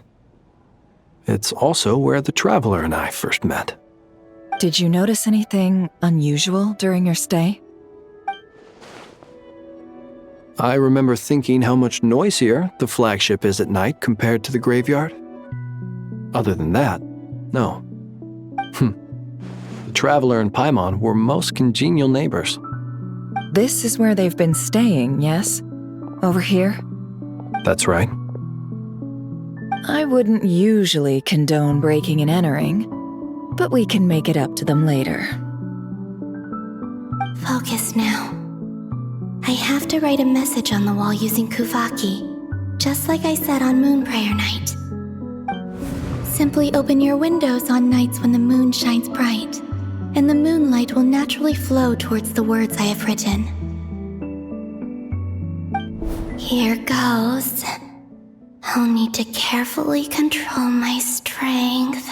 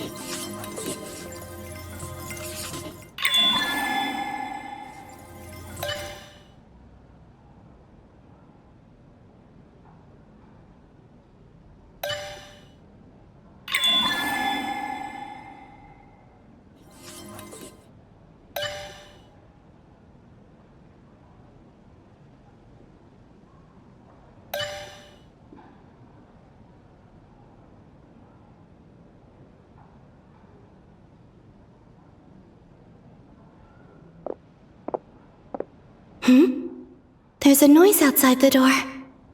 Is he back?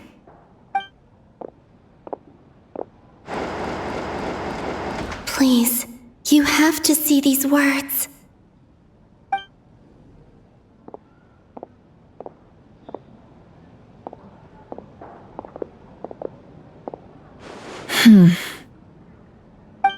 Well, do you sense anything? Unfortunately, no. And this place was our last chance. Not necessarily. We've only looked in Nasha Town so far. Miss Columbina said she would leave messages at her friends' dwellings. It's still worth checking where Miss Lauma lives and where I live. Let's try and make some time to look into those then. Wait. What are you waiting for? Oh, Paimon might have overeaten slightly. What's that look for? This is a victory feast. It's normal to eat a little more than usual. The Traveler in Paimon. It's really you. But why are they talking about a victory feast? Huh. You worried Paimon sick while you were out there fighting Rare. So this is your chance to make it up to her, alright? Wait. So this is the night after the battle against Rare. How did I end up here? That's quite a long time ago now. Wait. Time. That's it. Every time I've entered reality within this space, it's been at an earlier point in time. Every one of those points has been before I fell into the moon's reflection. And everything I've done to affect reality really did happen in the past. Does this mean that within the moon's reflection, time flows backwards? Starting from the moment I fell in? Not long till Moon Prayer Night now. It's gonna be even livelier than tonight. Although, it's gonna be sad saying goodbye to the damselette. She seems like a really nice person. Paimon. No, I can't.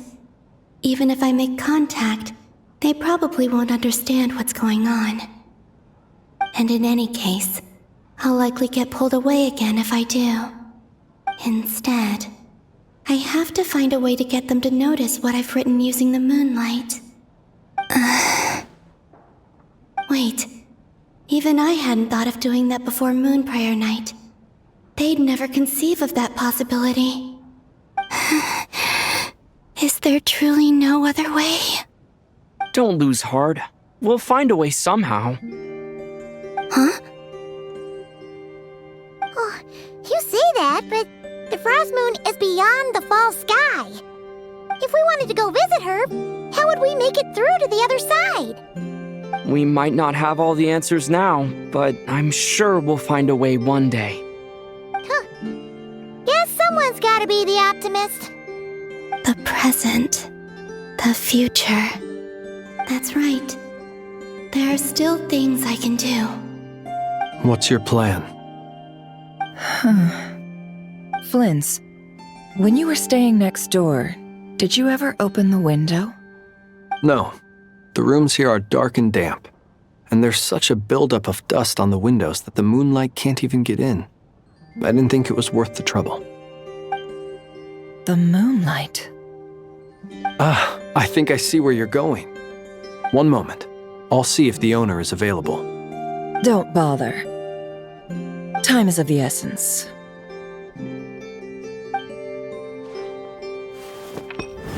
Time. Even if no one sees what I've written at this moment, maybe someone will remember what I said after Moon Prayer Night. I need to write down as much information as I can. And maybe one day...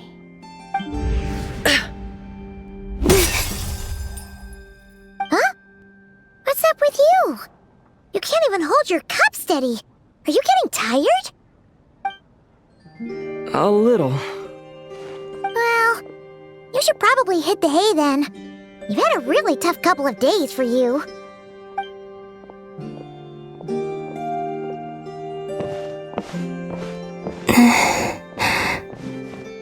You truly have.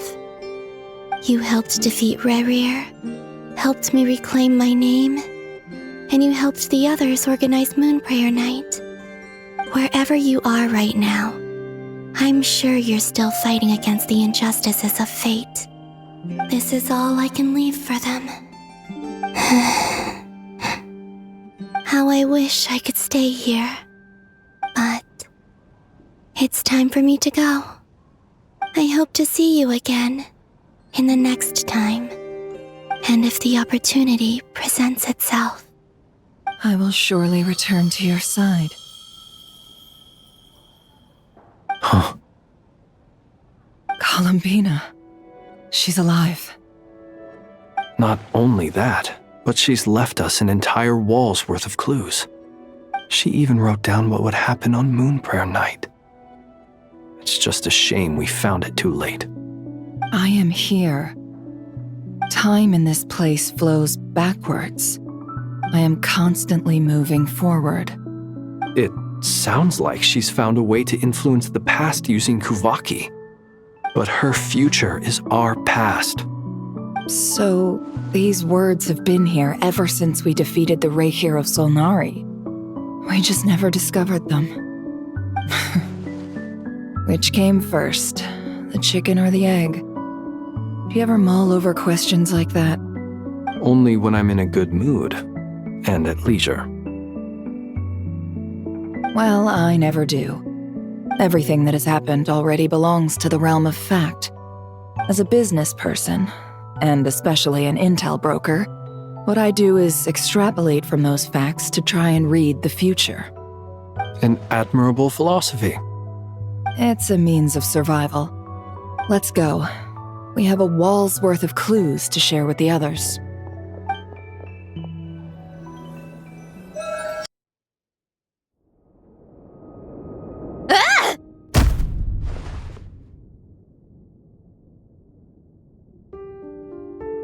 It appears that the doctor's energy signature has changed to something similar to Kuvaki, but not like the Kuvaki we're used to. Nodcry's Kuvaki devices will only have a limited effect on it.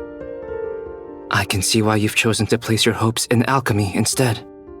Also, I must say these books are rather profound. My subordinates just shipped them in from Fontaine. Some of them are from the Narcissenkreuz Ordo. Some are incident reports from Petrichor, and then there's a few test reports for these junk machines. Additionally, after some further scanning, I've discovered something extremely annoying. What's that? Teyvat's skies contain multiple moons. A long time ago, when I did my first scan, I detected 3, just as the legends say. But when I checked again just now, I detected 4 moons. So there's one extra? Yeah. Originally, I thought that if I could still find 3 moons, that would at least mean Columbina's still alive. But then it occurred to me that apart from the frost moon, Teyvat's moons are just husks. And husks surely shouldn't show up in the scan, since they're not alive. It's weird, isn't it? If we can't even distinguish between a dead and a living moon, how are we supposed to know whether a moon goddess is still alive? Or does this mean that the moon marrows are equivalent to the moons themselves? It's certainly possible. In which case, the 4th moon you detected may be Dottore artificial creation. So he wasn't bluffing. He really built his own moon marrow. Ugh! I'm so mad right now! It's easy to get overwhelmed when you have too much on your plate. Maybe you need to relax. Perhaps try going for a walk, or simply take a few deep breaths. Nothing can calm me down at a time like this. I need more time, and I need progress.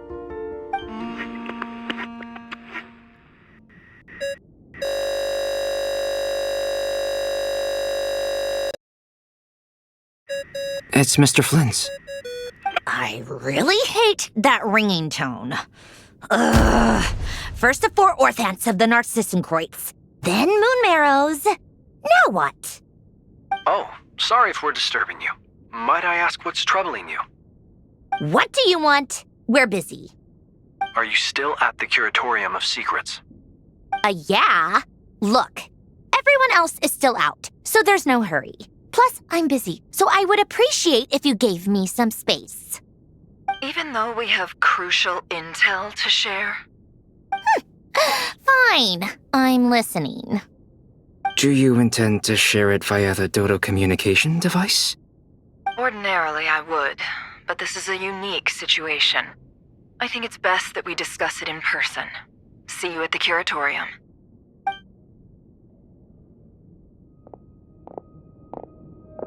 All right then. So, what's the situation? The rest of the team is still out working on their missions and evacuations, but we've decided to fill you in on the most crucial information first. Sandrone, you were right. Columbina is most likely still alive.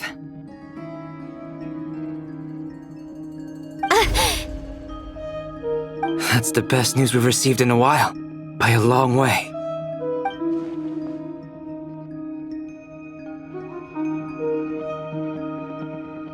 Random locations. Appearing in reverse order? Are you serious? So not dying isn't enough for the moon goddess, huh? She has to show off too. Anyway, does this mean we can deduce her condition from the moon marrows? Miss Sandrone, there's nothing wrong with simply admitting that you're happy to hear the good news. I'm not. And she's the least of our problems. We're facing a huge crisis. If she can't control the flow of time in there, she's just gonna keep moving backwards. Different points in time won't intersect, and she'll never find a way out. Let's say life begins with a drop of water. When did time begin? The moment this planet came into being? No, that's not right. Her final destination would be the moment at which the space she is in was created. But it doesn't seem like we can influence that space from the outside world. So how can we help her? Also, if she's alive, Rerir and Thalindus might be too. But as far as we know, neither of them have come back out. That space may not have an exit at all. I'm afraid I must concur with Miss Nefer in this. Can't exactly argue with that. Let's leave it there for now. I've taken notes on everything you said. Will it help with your research? I doubt it's gonna help with breaking Dottoro's energy fields. But who knows when it might come in handy. Better to have it all written down than try to remember everything when I need it. All right, I need to get back to my research. Mr. Albedo has made a lot of suggestions that will require my undivided attention. Sure, I'll stay here. I have things to work on.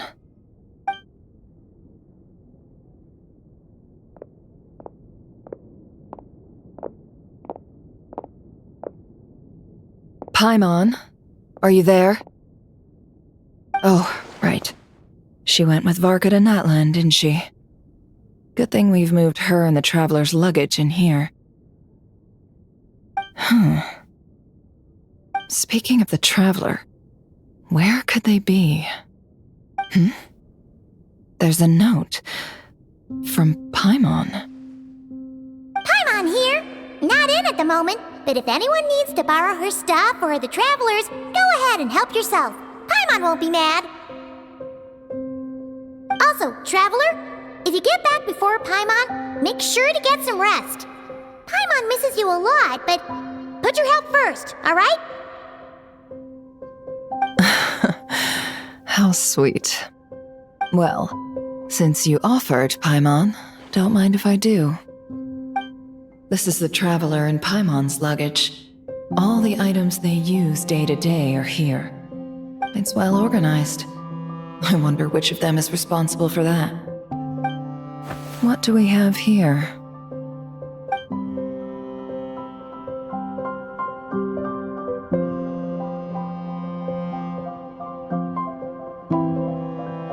The camera captured a special moment that can only occur between people who are close to one another.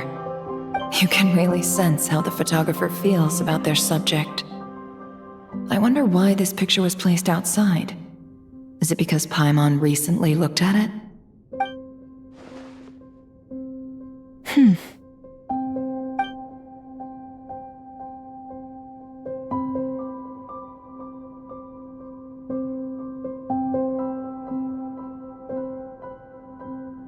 This must belong to the Traveler.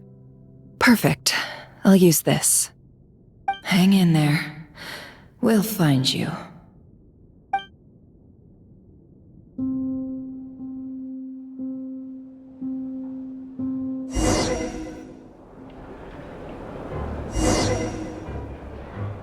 Polonia.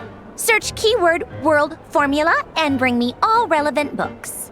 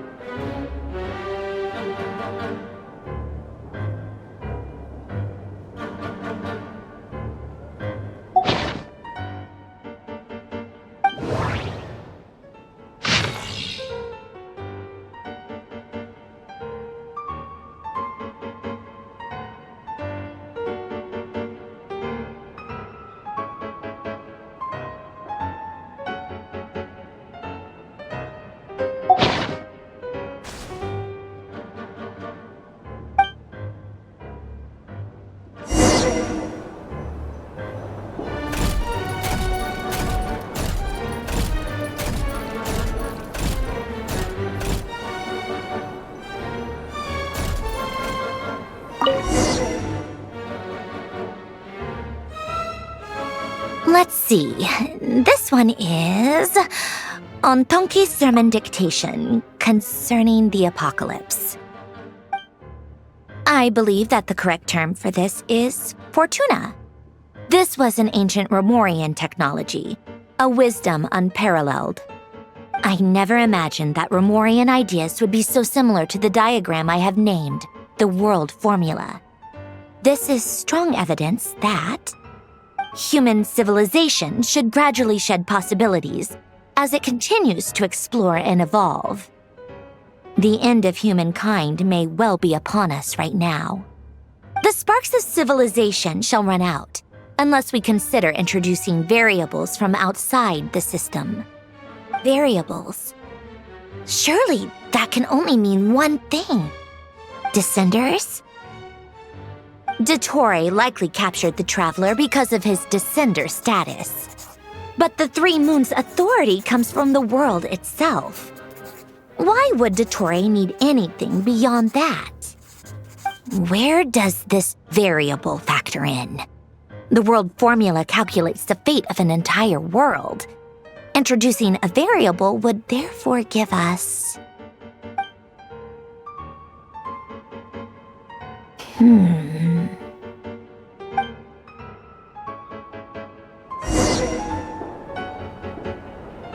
Polonia, search keyword pathway and bring me all relevant books.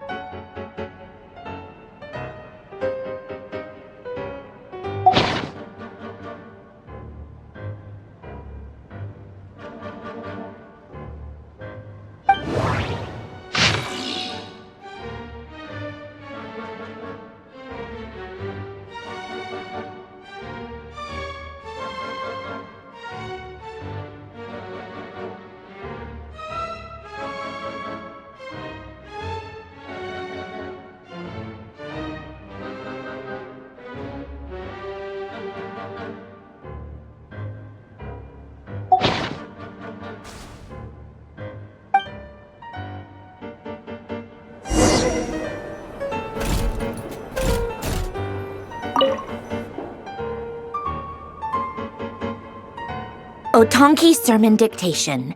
Explications on the Chemical Marriage. These titles are pretty esoteric. Observe and compute the pathway displayed in the guidance diagram. Deconstructing and reversing its effects could generate potential ideas. So, it's one of Renee's draft lectures. Deconstructing the pathway. I suppose that could lead to a breakthrough.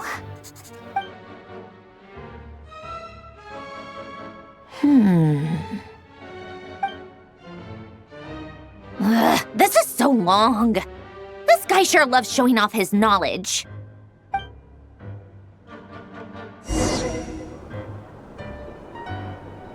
Polonia, search keyword tree model and bring me all relevant books.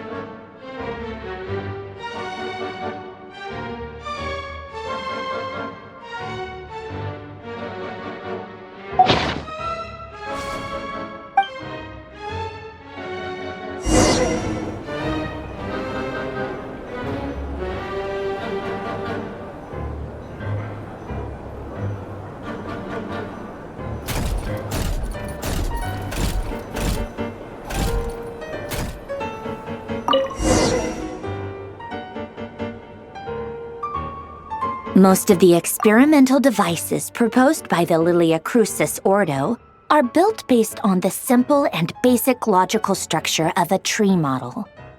Lilia Crucis. Guess they were trying to cover up the name of the Nautitzenkreuz Ordo? When Duke St. Germanus departed, he said, "It seems that there's no going back." Alas, he is only a genius when it comes to machines. In all other things, he is but ordinary. Excuse me? I'm sorry. That's just ridiculous. What kind of book is this? Great Detective Herlock, the Alchemist and the Clockwork Saint? Isn't this a novel? Come on. Still, the author swears that they knew Renee well. Whatever. I guess it's not beyond the realms of possibility that Renee would say nonsense like that on occasion. Memory, wishes, souls, and persona. Frankly, this sounds more like occultism, but if Albedo vouches for it, I suppose there must be some alchemical basis to these techniques. The way Alain Guillotin saw it, the world was comprised of machines. The universe needed machines, and thus his technologies were created. That's why I was born. René, his full name was René de Petrichor, if I recall correctly. Sounds like he and the town must be intricately connected. That place was also the source of most of our information regarding Remurian civilization. Seems like some of his projects were based on their technology. The cutting of souls and storing them in vessels. These seemingly unrelated techniques underpinned René's research. Assuming that the 4 orthants correspond to alchemical categories. The chemical marriage model? Alain would have scoffed at that. He never would have let those theories or parameters anywhere near his mathematical formulas.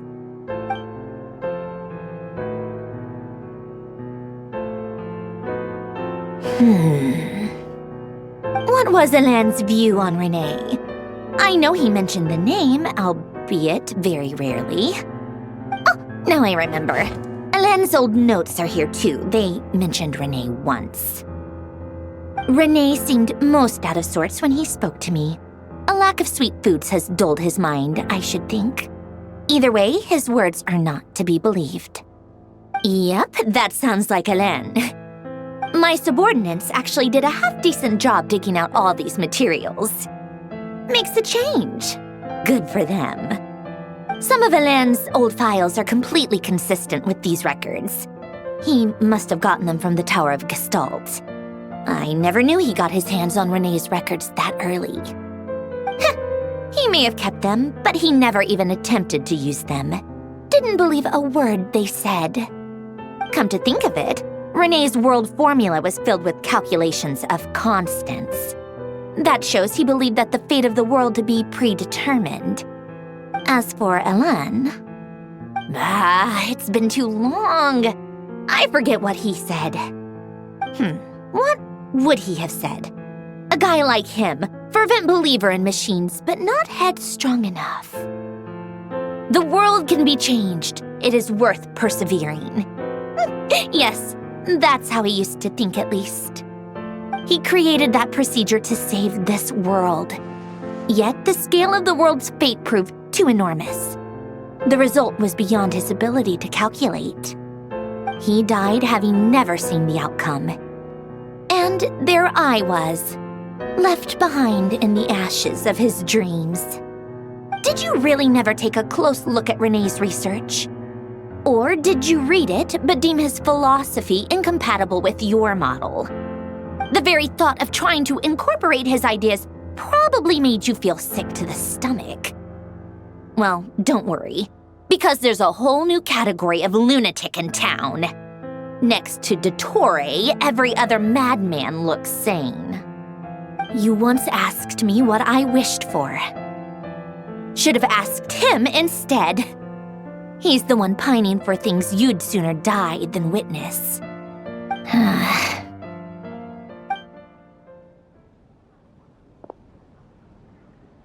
Even the tiniest variable can make big waves in the present. Now then, Allow me to put these incompatible fragments together in your stead. First, establish and verify the existence of the Great Circle. Absolute nihil on one end, absolute reality on the other. Now, search between these two extremes. Then, the construction criteria. Variables. The sparks of civilization shall run out unless we consider introducing variables from outside the system. Input variables. Traverse the world, space-time, and civilization. Then extract the essential nodes from the records to determine which variables they point to. The primordial power that differentiated itself from the void. The power of light. Yes, light. Records. Hyperborea. This is so horrendously complicated. After all that, I'm still missing a few variables. I need to think this through again.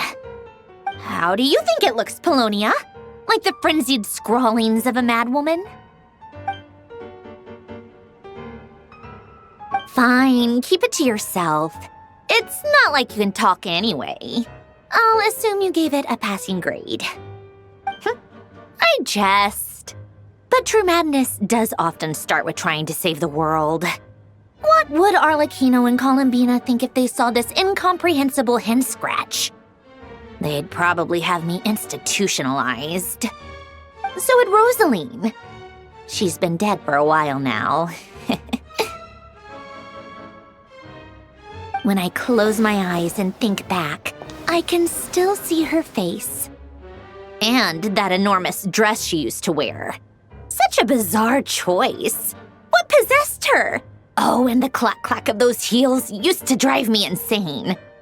No one's asking me, obviously, but I hope you all know that I never wanted to save the world. I'm not crazy. I don't have delusional ambitions, and that's a clinical fact. The world needs a solution, but I don't need the world's validation. It's the world begging me for answers, not the other way around.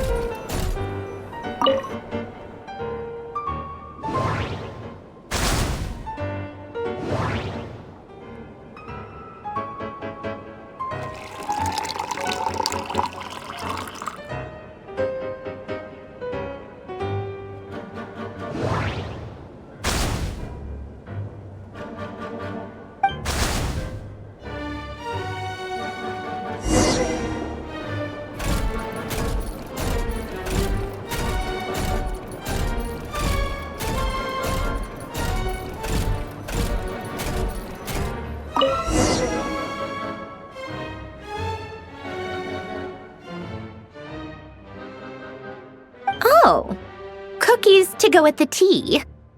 Let's see. They must be from that person who brought those documents. I see they're from Hotel de Boer. Something's written on the box. We are proud to present this homage to the Fortress of Meropede's fun-filled mill collection system. Fortune cookies! Have a lucky start to your day. Sounds like a dumb gimmick to me. Be early to bed and early to rise. Get plenty of sun and drink plenty of water. Then things will surely go well for you. What? Are you kidding me? Somehow I doubt that an early night and a glass of water is magically gonna save a world on the brink of existential peril.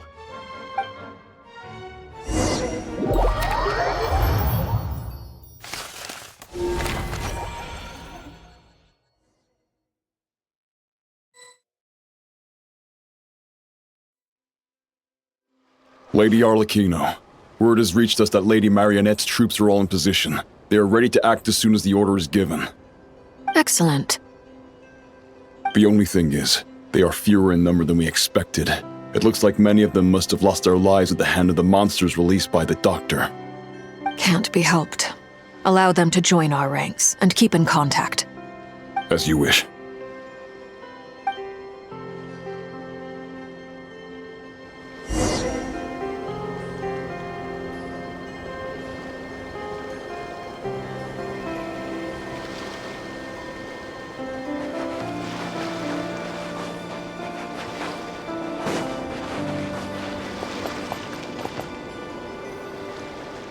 It's been a while, Arlecchino. You look well.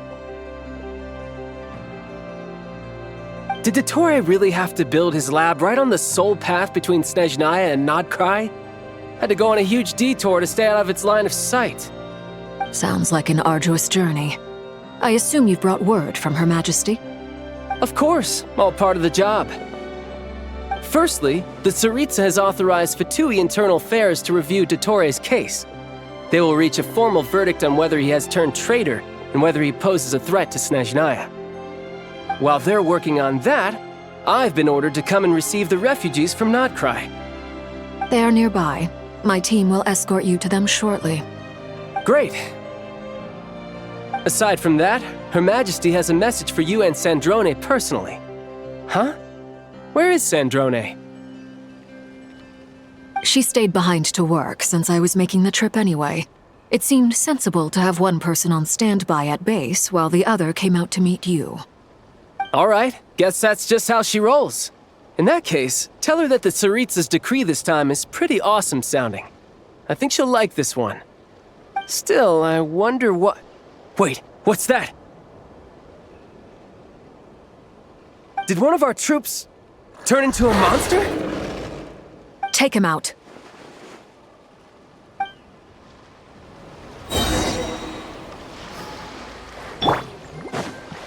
No time to lose. Shouldn't let your guard down.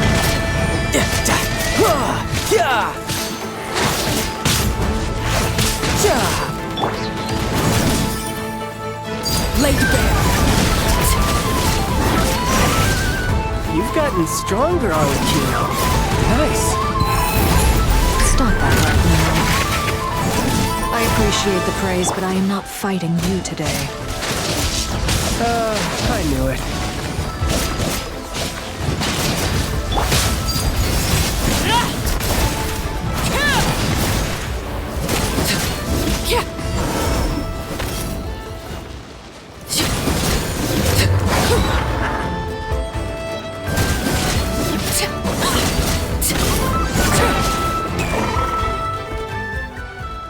I can't believe it.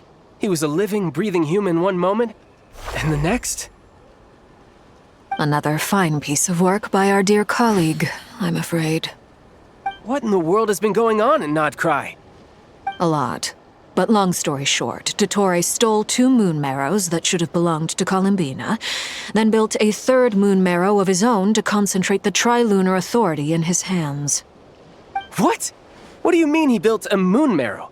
People build roads and houses, not moon marrows. What's his next DIY project? He's gonna build a god? You could stand to be less surprised. We are harbingers. The work we are engaged in makes the creation of gods seem mundane by comparison. I tell everyone who asks that you once crossed swords with Rex Lapis while serving as a key supporter for Rosaline's plan. But right now, you're acting like a common adventurer. Thanks for speaking up for me. Those 2 really took me for a ride back then. Then again, surely no common adventurer would manage to get tangled up with them the way I did. That's gotta count in my favor, right? It almost sounds like you wish to repeat the experience. I might have to lower my opinion of you. No. I'll stop talking. Please, go on. Dottore is currently still experimenting with his newfound power in ways that continue to corrode the outside world. As for the human mutation, I believe this is simply a consequence of his experiments, and not a strategic move. That radiant beast was once a subordinate of Sandrone's. I suspect he was only allowed to live so that he could become an experimental subject. Also, those of us who fought Dottore have been afflicted with a curse. As such, I cannot leave Nodcry. This is so much worse than I thought. No wonder Her Majesty's decree is so extreme. While these exceptional circumstances persist, the Harbingers are hereby authorized to use unilateral executive powers. Should Dottore pose a threat, Arlecchino and Sandrone are permitted to eliminate him. My thanks to Her Majesty. I will pass these good tidings on to Sandrone. Her Majesty has also declared that she will refrain from launching an attack on the now evacuated Nodcry due to the presence of unretrieved research material. A wise decision. By the way, how's my old partner doing? I'm assuming they're with you? Partner? You mean the Traveler? I'm afraid I have bad news. He was captured after our failed assault in Dottore's lab. His whereabouts are currently unknown. What? Why? Since when does Dottore have a bone to pick with him? That is indeed the question. I'm not sure he does. He must have some other goal in mind. This won't do. I have to rescue him. You can't. We have no idea where the Traveler is. What am I supposed to do then? Stand here twiddling my thumbs? Sandrone is working on it. The best thing you can do right now is complete your mission. Fine. I guess I'll leave this to you then. One last thing. Tell the Rooster to get the message out to the gods and citizens of every nation in Tevat. Beware. An uncontrollable pollution is spreading forth from Nodcry. The source of that pollution is a madman drunk on the success of his experiments. The Fatui and our allies will endeavor to contain the threat. However, if Nodcry falls, things are likely to escalate. Considering Dottore is one of our own, all Fatui stationed in Nodcry consider it our duty to stay and fight him to the bitter end. Whatever the cost. Hey, don't be too pessimistic. If it comes to it, I'm sure Her Majesty won't stand by and do nothing. I hope you're right.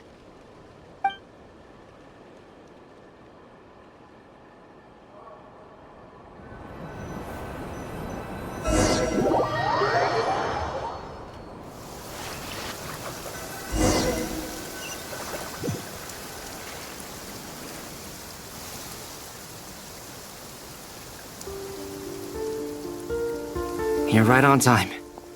Thanks. Hey, do you think I'll get that gliding exam exemption?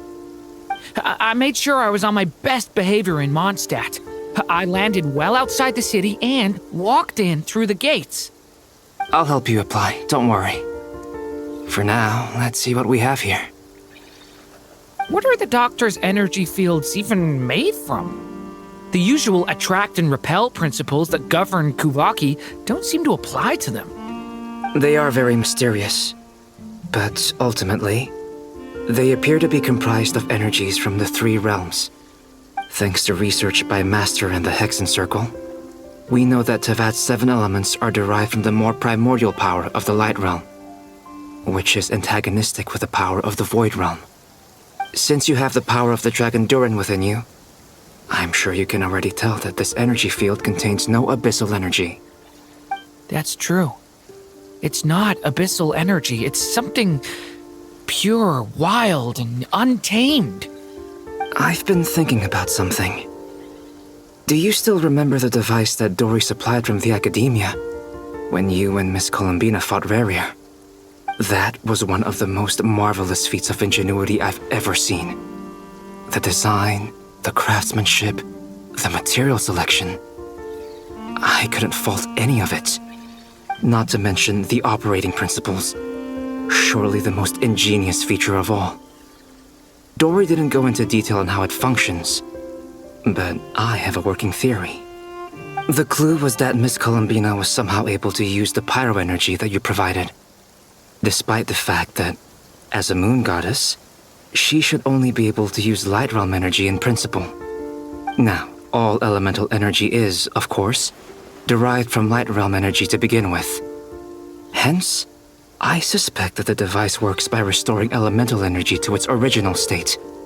This presumes a theoretical model of the 7 elements akin to that of light refracted through a prism. Perhaps it is no mere analogy. Maybe there is indeed a prism in this model. I almost wonder if the idea for the device was conceived based on direct observations of said prism. It would explain how such an ironclad design concept was achieved. It is at once a masterwork of engineering and a groundbreaking application of the Academia's latest elemental theories. I suspect only Lesser Lord Kusanali herself could have devised such an ambitious technology. But back to the energy field before us. If this is pure light realm energy, its relation to elemental energy is one of integration versus division. Or you could say that the former contains the latter. Could this mean that elemental energy can dilute the power of the light realm? Should we give it a try? We should.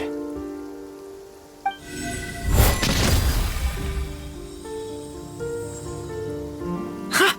It works! Clear signs of disruption were detected at the periphery of the energy field.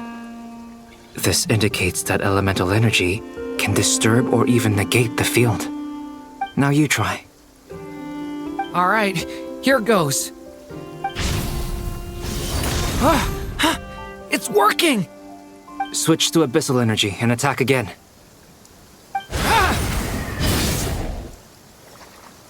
No surprises there. Abyssal power drains the energy field to a significantly greater extent. I now feel confident in asserting that the energy field is indeed pure light realm energy, and that elemental energy can dilute it. But the energy field is huge! How much elemental energy will it take to neutralize it? We don't have to neutralize it completely. We can try other approaches. That's all for theory. Would you like to continue watching? So you knew I was here. Huh? When did you get here? A while ago. But Albedo sounded like he was working on his thesis defense back there. Back in Sumeru. You can end a person's whole career by interrupting them mid-speech. Very thoughtful of you. I'm truly touched. Could I ask you to lend me a hand? With what? A little test.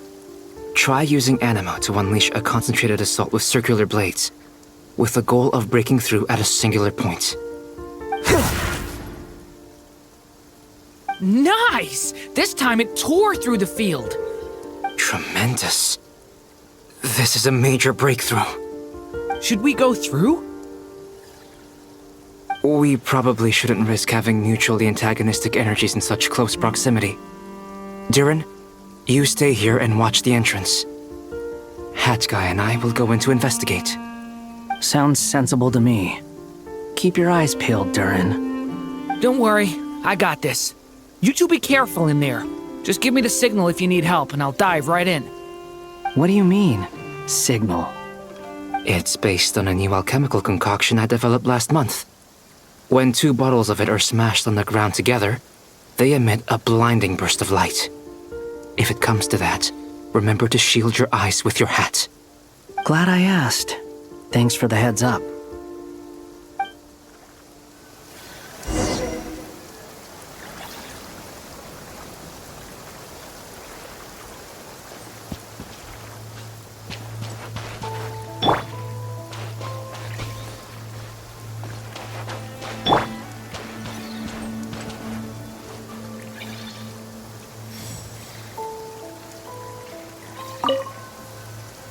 Like I thought. Beyond a certain distance, we can't see the opening where we came in. Maybe that's to prevent people from escaping. Sounds like Dottore's style to me.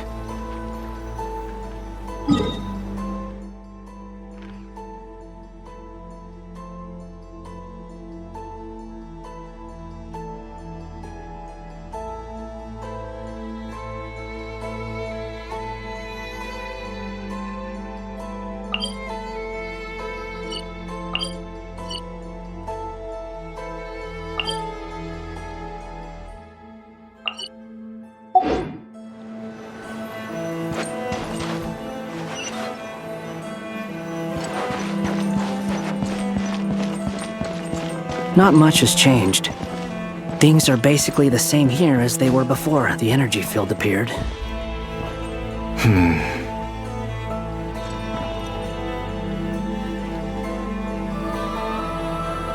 They have no heartbeats and they're not breathing. We can only assume they're dead. But there are no visible wounds. Also, there's an animal squatting next to each body. It's watching us.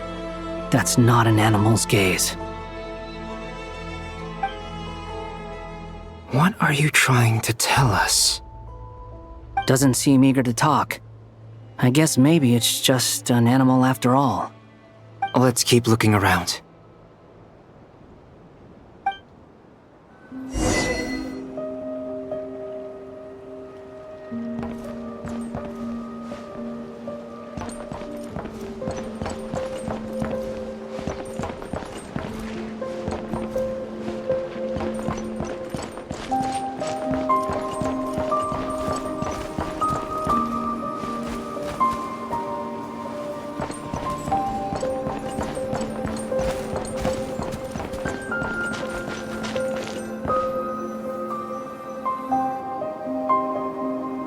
Same situation everywhere. Not a living soul in sight.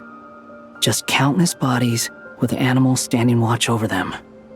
Well, I think we can safely rule out the possibility that they're all pets. Is skirting around the topic your way of showing consideration for other people's feelings? Just being cautious. I don't doubt that you can handle the truth.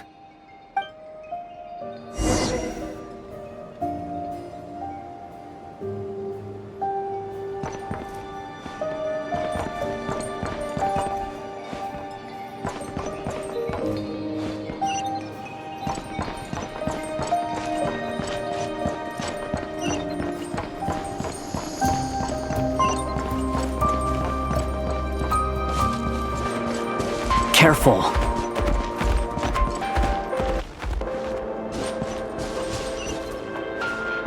Please. Help us. Please. Over there, I hear a voice.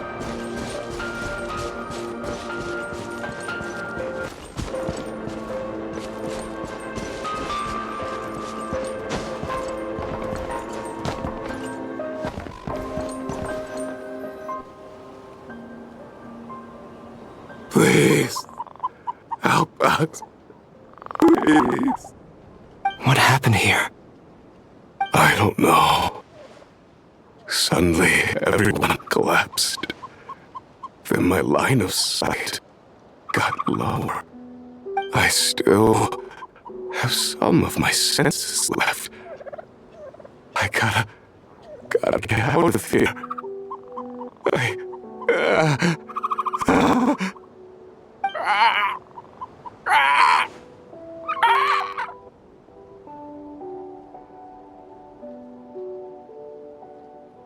It looks like there's a huge experiment going on inside this energy field. Maybe each energy field is its own giant experiment. Vile.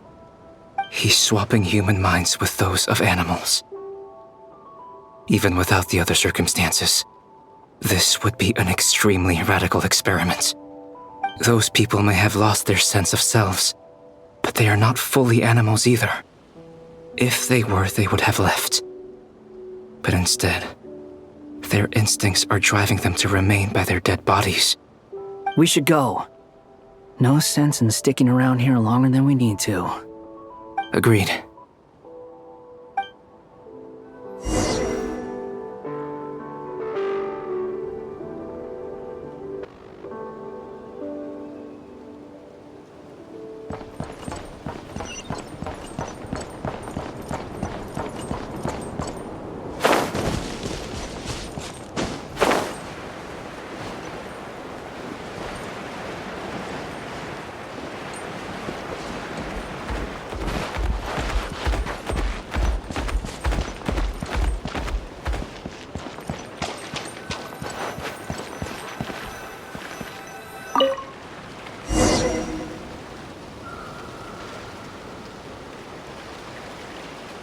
You're back! Everything okay?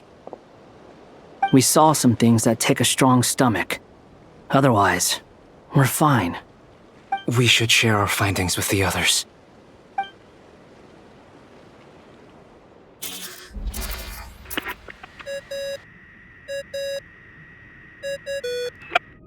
Yes? Who is it? Miss Nefer, it's me, Albedo. We found a way to break through the energy fields. With enough control, it's possible to tear them open using elemental energy. Also, we managed to take a look inside. Dottore is carrying out his cruel experiments on an immense scale. Any residents who have failed to evacuate in time will likely meet a grisly end. Sounds like he's living down to our expectations. Might I ask how things are proceeding on your end? I'm just about to get started. I'll be in touch once I have a result. Understood. Stay safe. I will.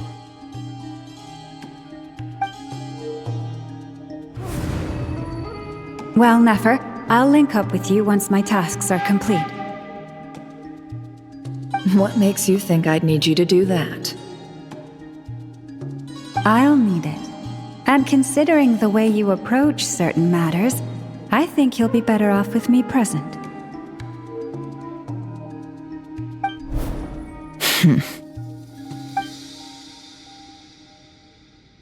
Let's begin. Entering simulation mode.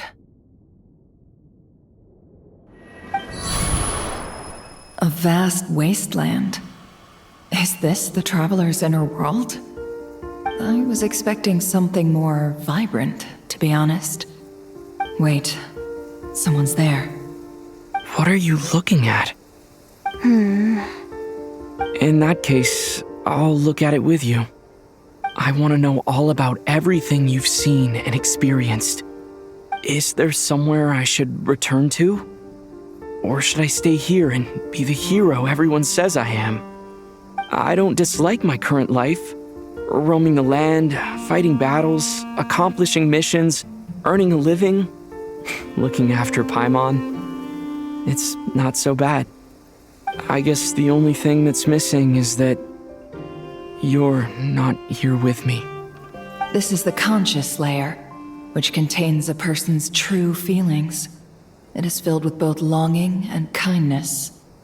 I suppose anyone who lives long enough ends up wishing for someone who can't be there. Maybe it's the only way we can feel truly alive. Time to delve a little deeper.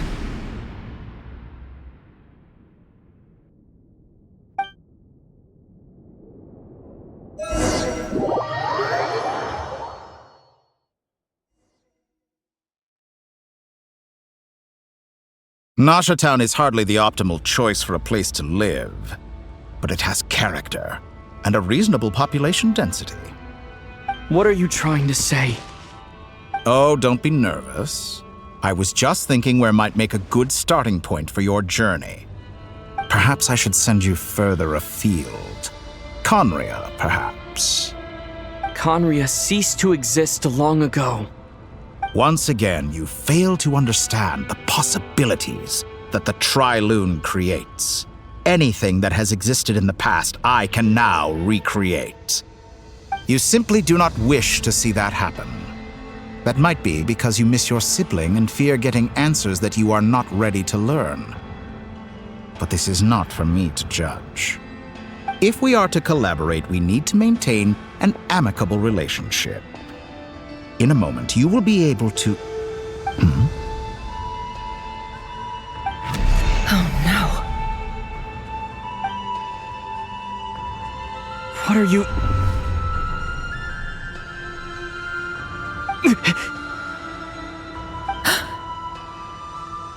What are you gonna do? Don't move. Something unwanted has crept into... Oh? Gone as quickly as it came.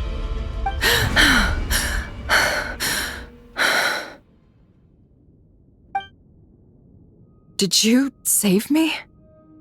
If I hadn't cut the connection, Dottore might have caught you from the other side and destroyed you. This was a good idea, but once is plenty. You were exceptionally brave. Excellent work. Thanks, but now's not the time for that.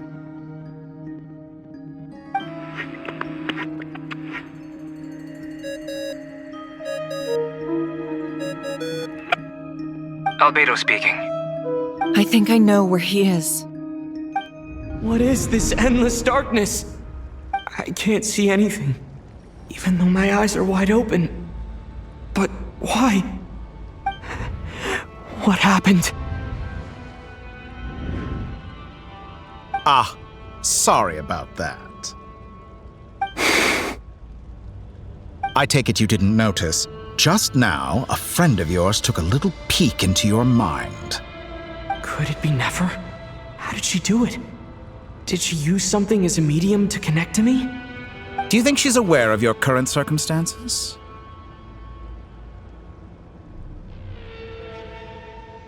Oh dear. Have I stunned you into silence? I only wanted to slow down your time a little so I could stop your intruder in her tracks. It would have been nice to capture the spy. I must say, I'm finding the ability to adjust the flow of time rather intriguing. The moment you closed your eyes, time seemed to grow impossibly viscous, didn't it? A whole month passed before you opened your eyes again, but only for you. No one else was affected. I dare say this is something only a god can achieve. Point taken. You've proven once again that you have god-tier powers. Oh, you misunderstand. This wasn't about proving a point. I was testing things out. I find I learn best by doing, and I have to admit, time is not the easiest dimension to control. I only wanted to make you sleep for a short while, but it ended up lasting a whole month. Clearly some finesse is required to wield the authority over time as I wish. I hope you're not angry with me. It was only a month's discrepancy, nothing too serious.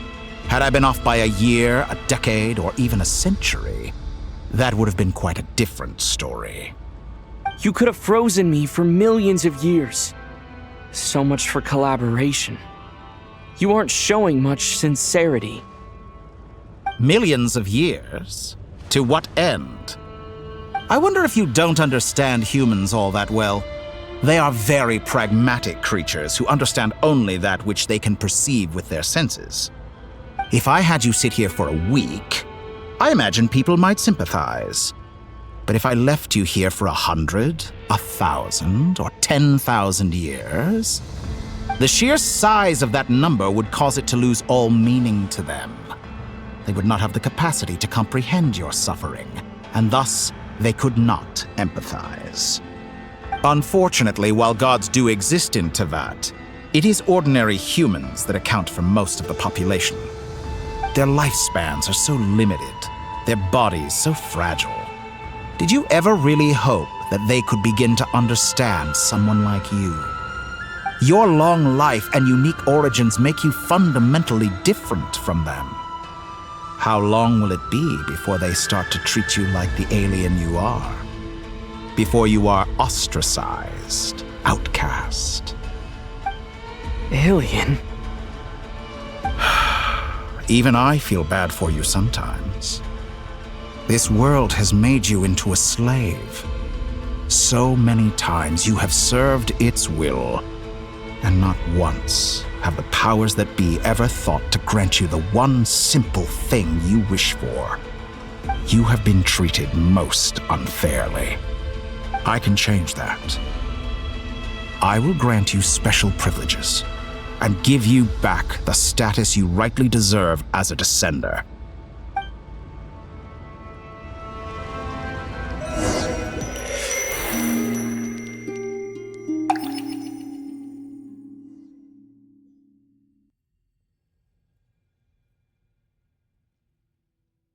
I've entered the past 3 times at this point, but I still have so many questions.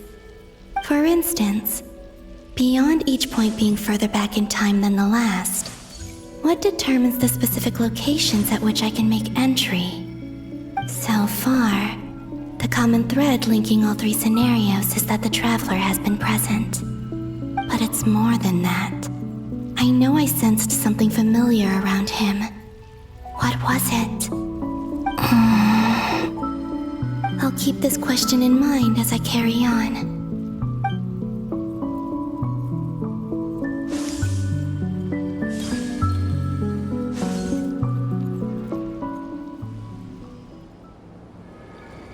Humans, you never change.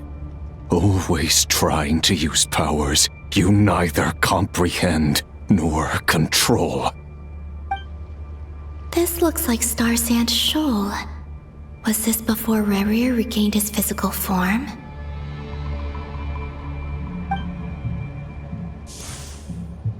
You've messed with the cannon again, huh? Sorry, but this round's not gonna go your way. The cannon. That's right. I was at Silvermoon Hall and I sensed an abnormal Kuvaki fluctuation coming from Nasha Town. And right after that, came an ominous power emanating from Star Sand Shoal. My body was once torn into countless pieces and hurled into the swirling chaos of time itself. But even so, my life and will were not extinguished. I wonder if I could try to prevent his resurrection. But how would I do it? What can I do, here and now? Traveler! Behind you! Look at that light!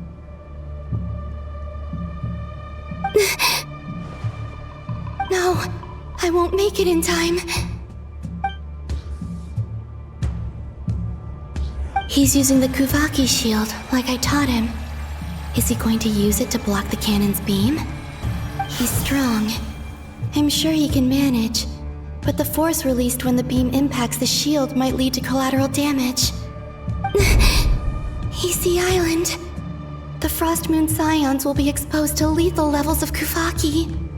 A question, if I may, kind Miss Columbina. When the cannon's Kuvaki beam was deflected earlier, I saw several bolts of energy streak toward Hisi Island, only to be blocked.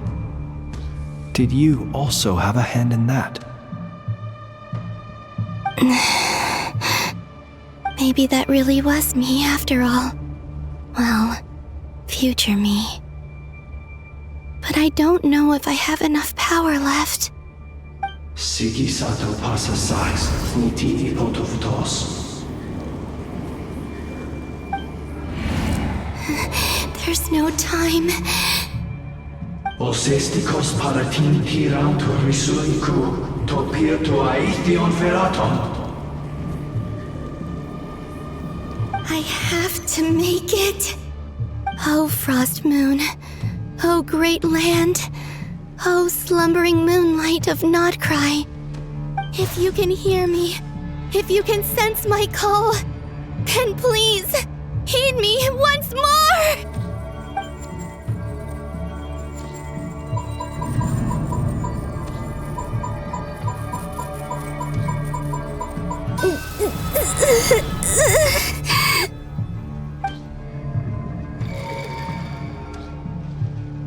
Did it work?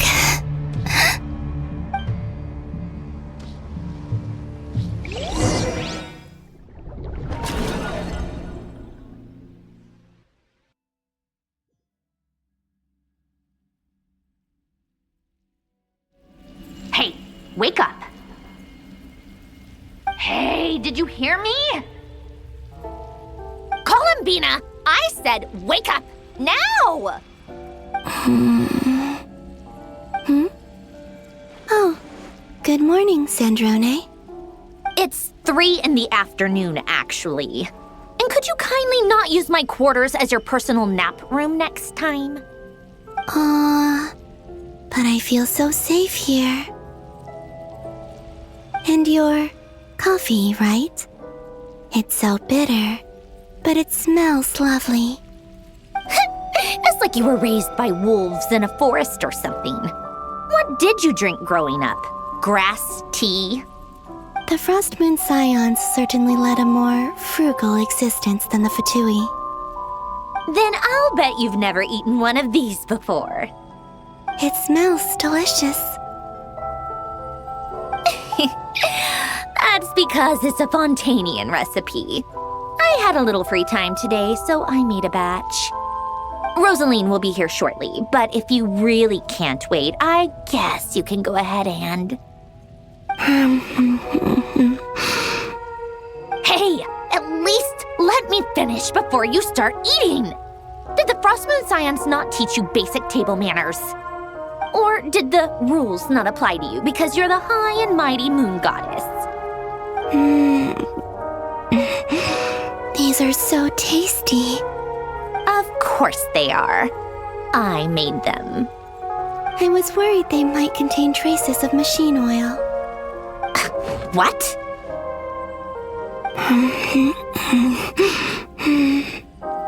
You know, there's something I've always wanted to ask you. Why did you leave your old home and join the Fatui? I mean, I'm sure their food was awful. But there's gotta be more to it than that. Well, life there didn't go quite how I imagined. What were you expecting? You're a god. Your followers are gonna make some demands of you, right? Surely you can just answer a few prayers here and there in return for the free food and drink. How bad can it be? Well, would you help other people just for free food and drink? The doctor told me that you were created by a great mechanic, Lord something Fisher. The Lord Artificer. Ugh, some people can't keep their mouths shut. Oh, Lord Artificer. And didn't he have something to do with the, narcissist? Narcissenkreuz Ordo. Yes, that was it. Narcissenkreuz Ordo.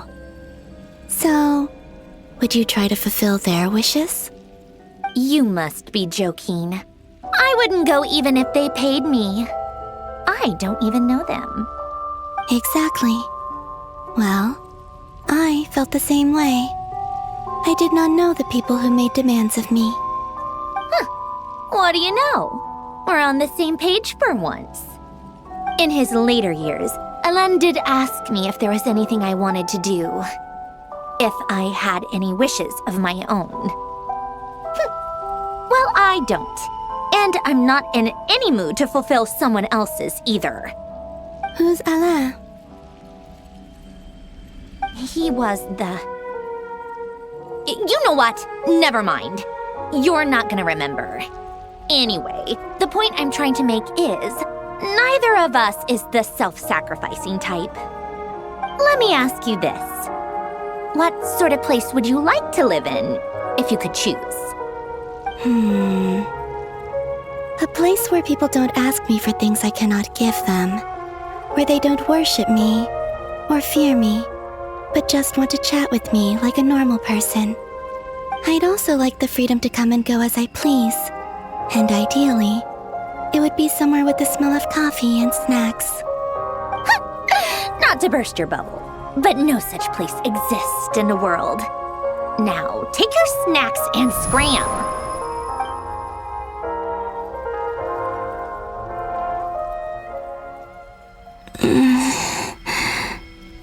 Did I pass out?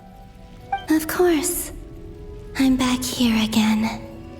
I dreamed of events from my past. Sandrone. Traveler. I miss you all so much. Back there. I guess I managed to harness all the Kuvaki energy on Hisi Island. But how did I do it?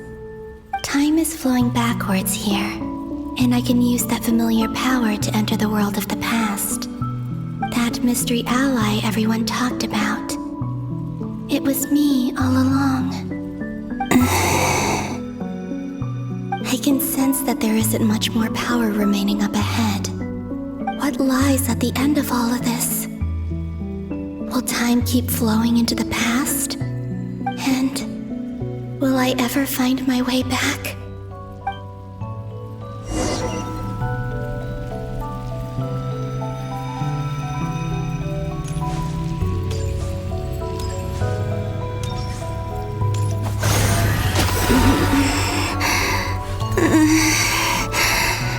It's getting harder and harder to use my power.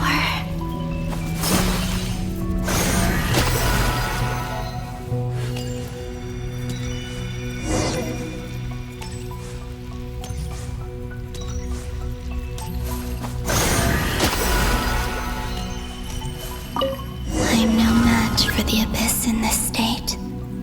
I need to avoid the contaminated fragments.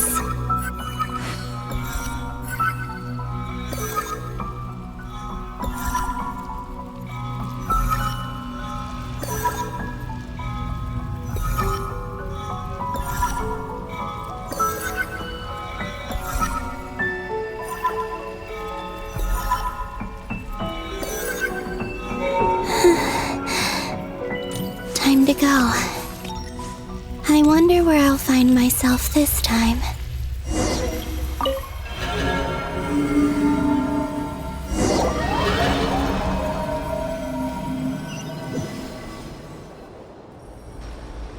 The Final Night Cemetery. This is where Flint's is based. Or not! How are we supposed to read through this many files? Difficult, yes, but it is also our most efficient option. Seems like they're searching for information. Oh, I remember. Flint and Varga talked about some files on the Wild Hunt. Was this my doing too? To expose the true intentions of this Rereer, we need to dive into Notcry's history. Are my actions changing the past? Or are they simply completing a process? Is all of this inevitable? Or am I the one making these decisions? If I choose not to help them now, will it change how things turn out? Hope we don't land on our heads then. They're my friends. I can't not help them.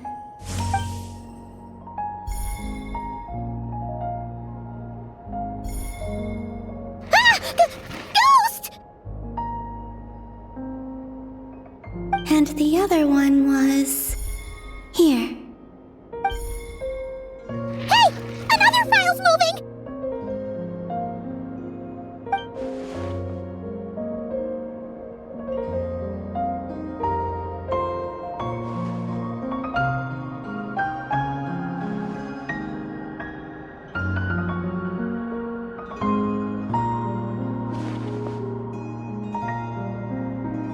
That should do it.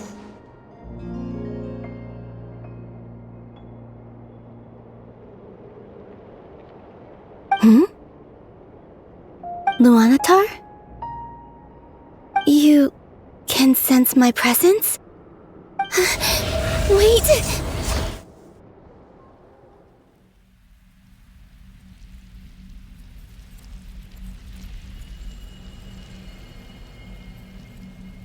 Luanatar. So she's that familiar presence I've been sensing all along. She's always been by the Traveler's side. That explains why the Traveler has been there each time I've entered the past. But why Luanatar? Is it because she has a connection to me as the Moon Goddess's familiar? If so, why not any other Kuhenki? That's...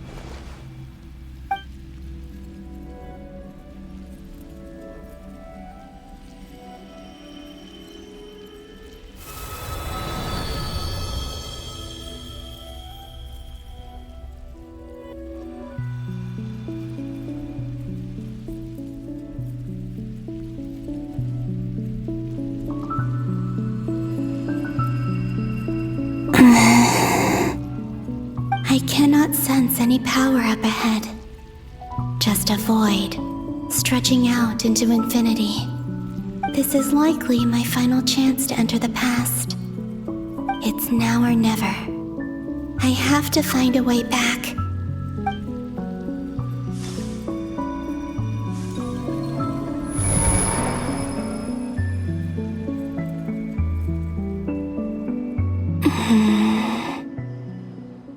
Hisi Island?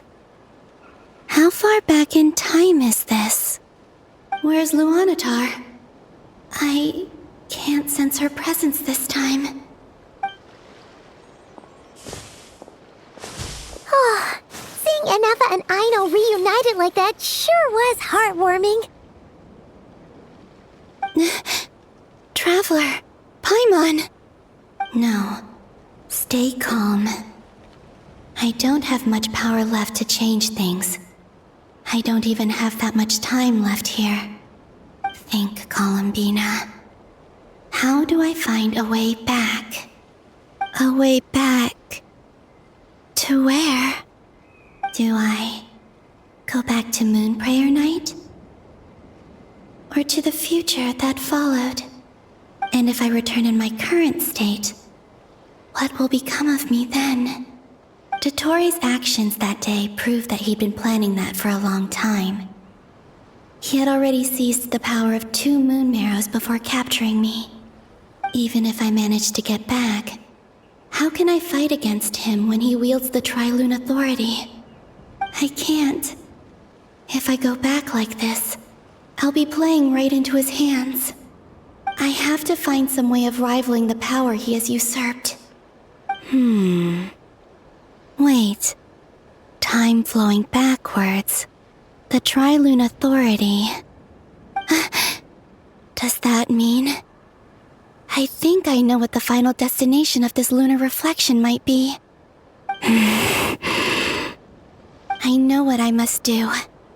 Speaking of homes, we must already be close to where the Frost Moon Scions live.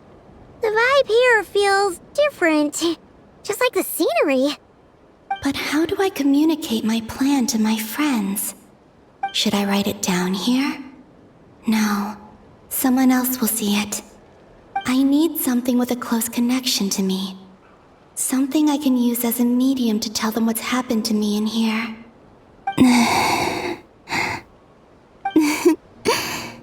Now it makes sense.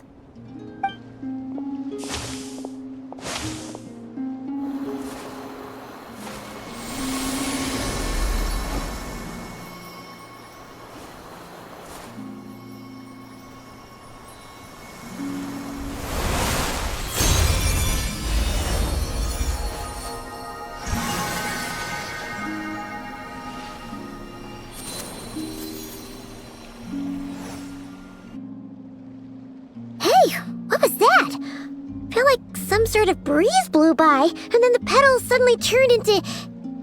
Huh? It was I who brought Luanatar into being. I gave up a piece of my own soul to create her. That's why I could sense a familiar power from the moment I entered this space. It also explains why she's been present in every past location that I've entered. Because we have a deep connection. Hey there! What's your name? And the reason why there are no more gates to the past after this point is that Luanatar hadn't been born then. No wonder I sensed the trace of a blessing when we first met. But I still didn't recognize the soul hidden within you. Back then, I was just a little lost dove. I had yet to become Columbina Hyposelenia. Go on now. We've got stuff to do. Best you find someone else to hang out with. Hey, you scared it off.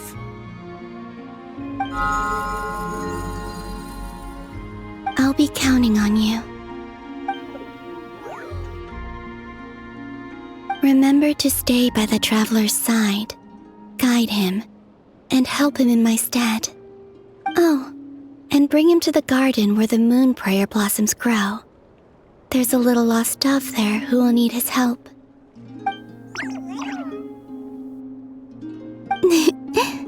Go on.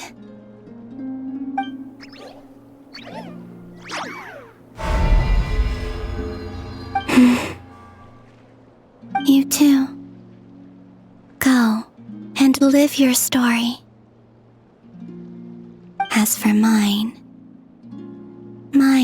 must go in a different direction.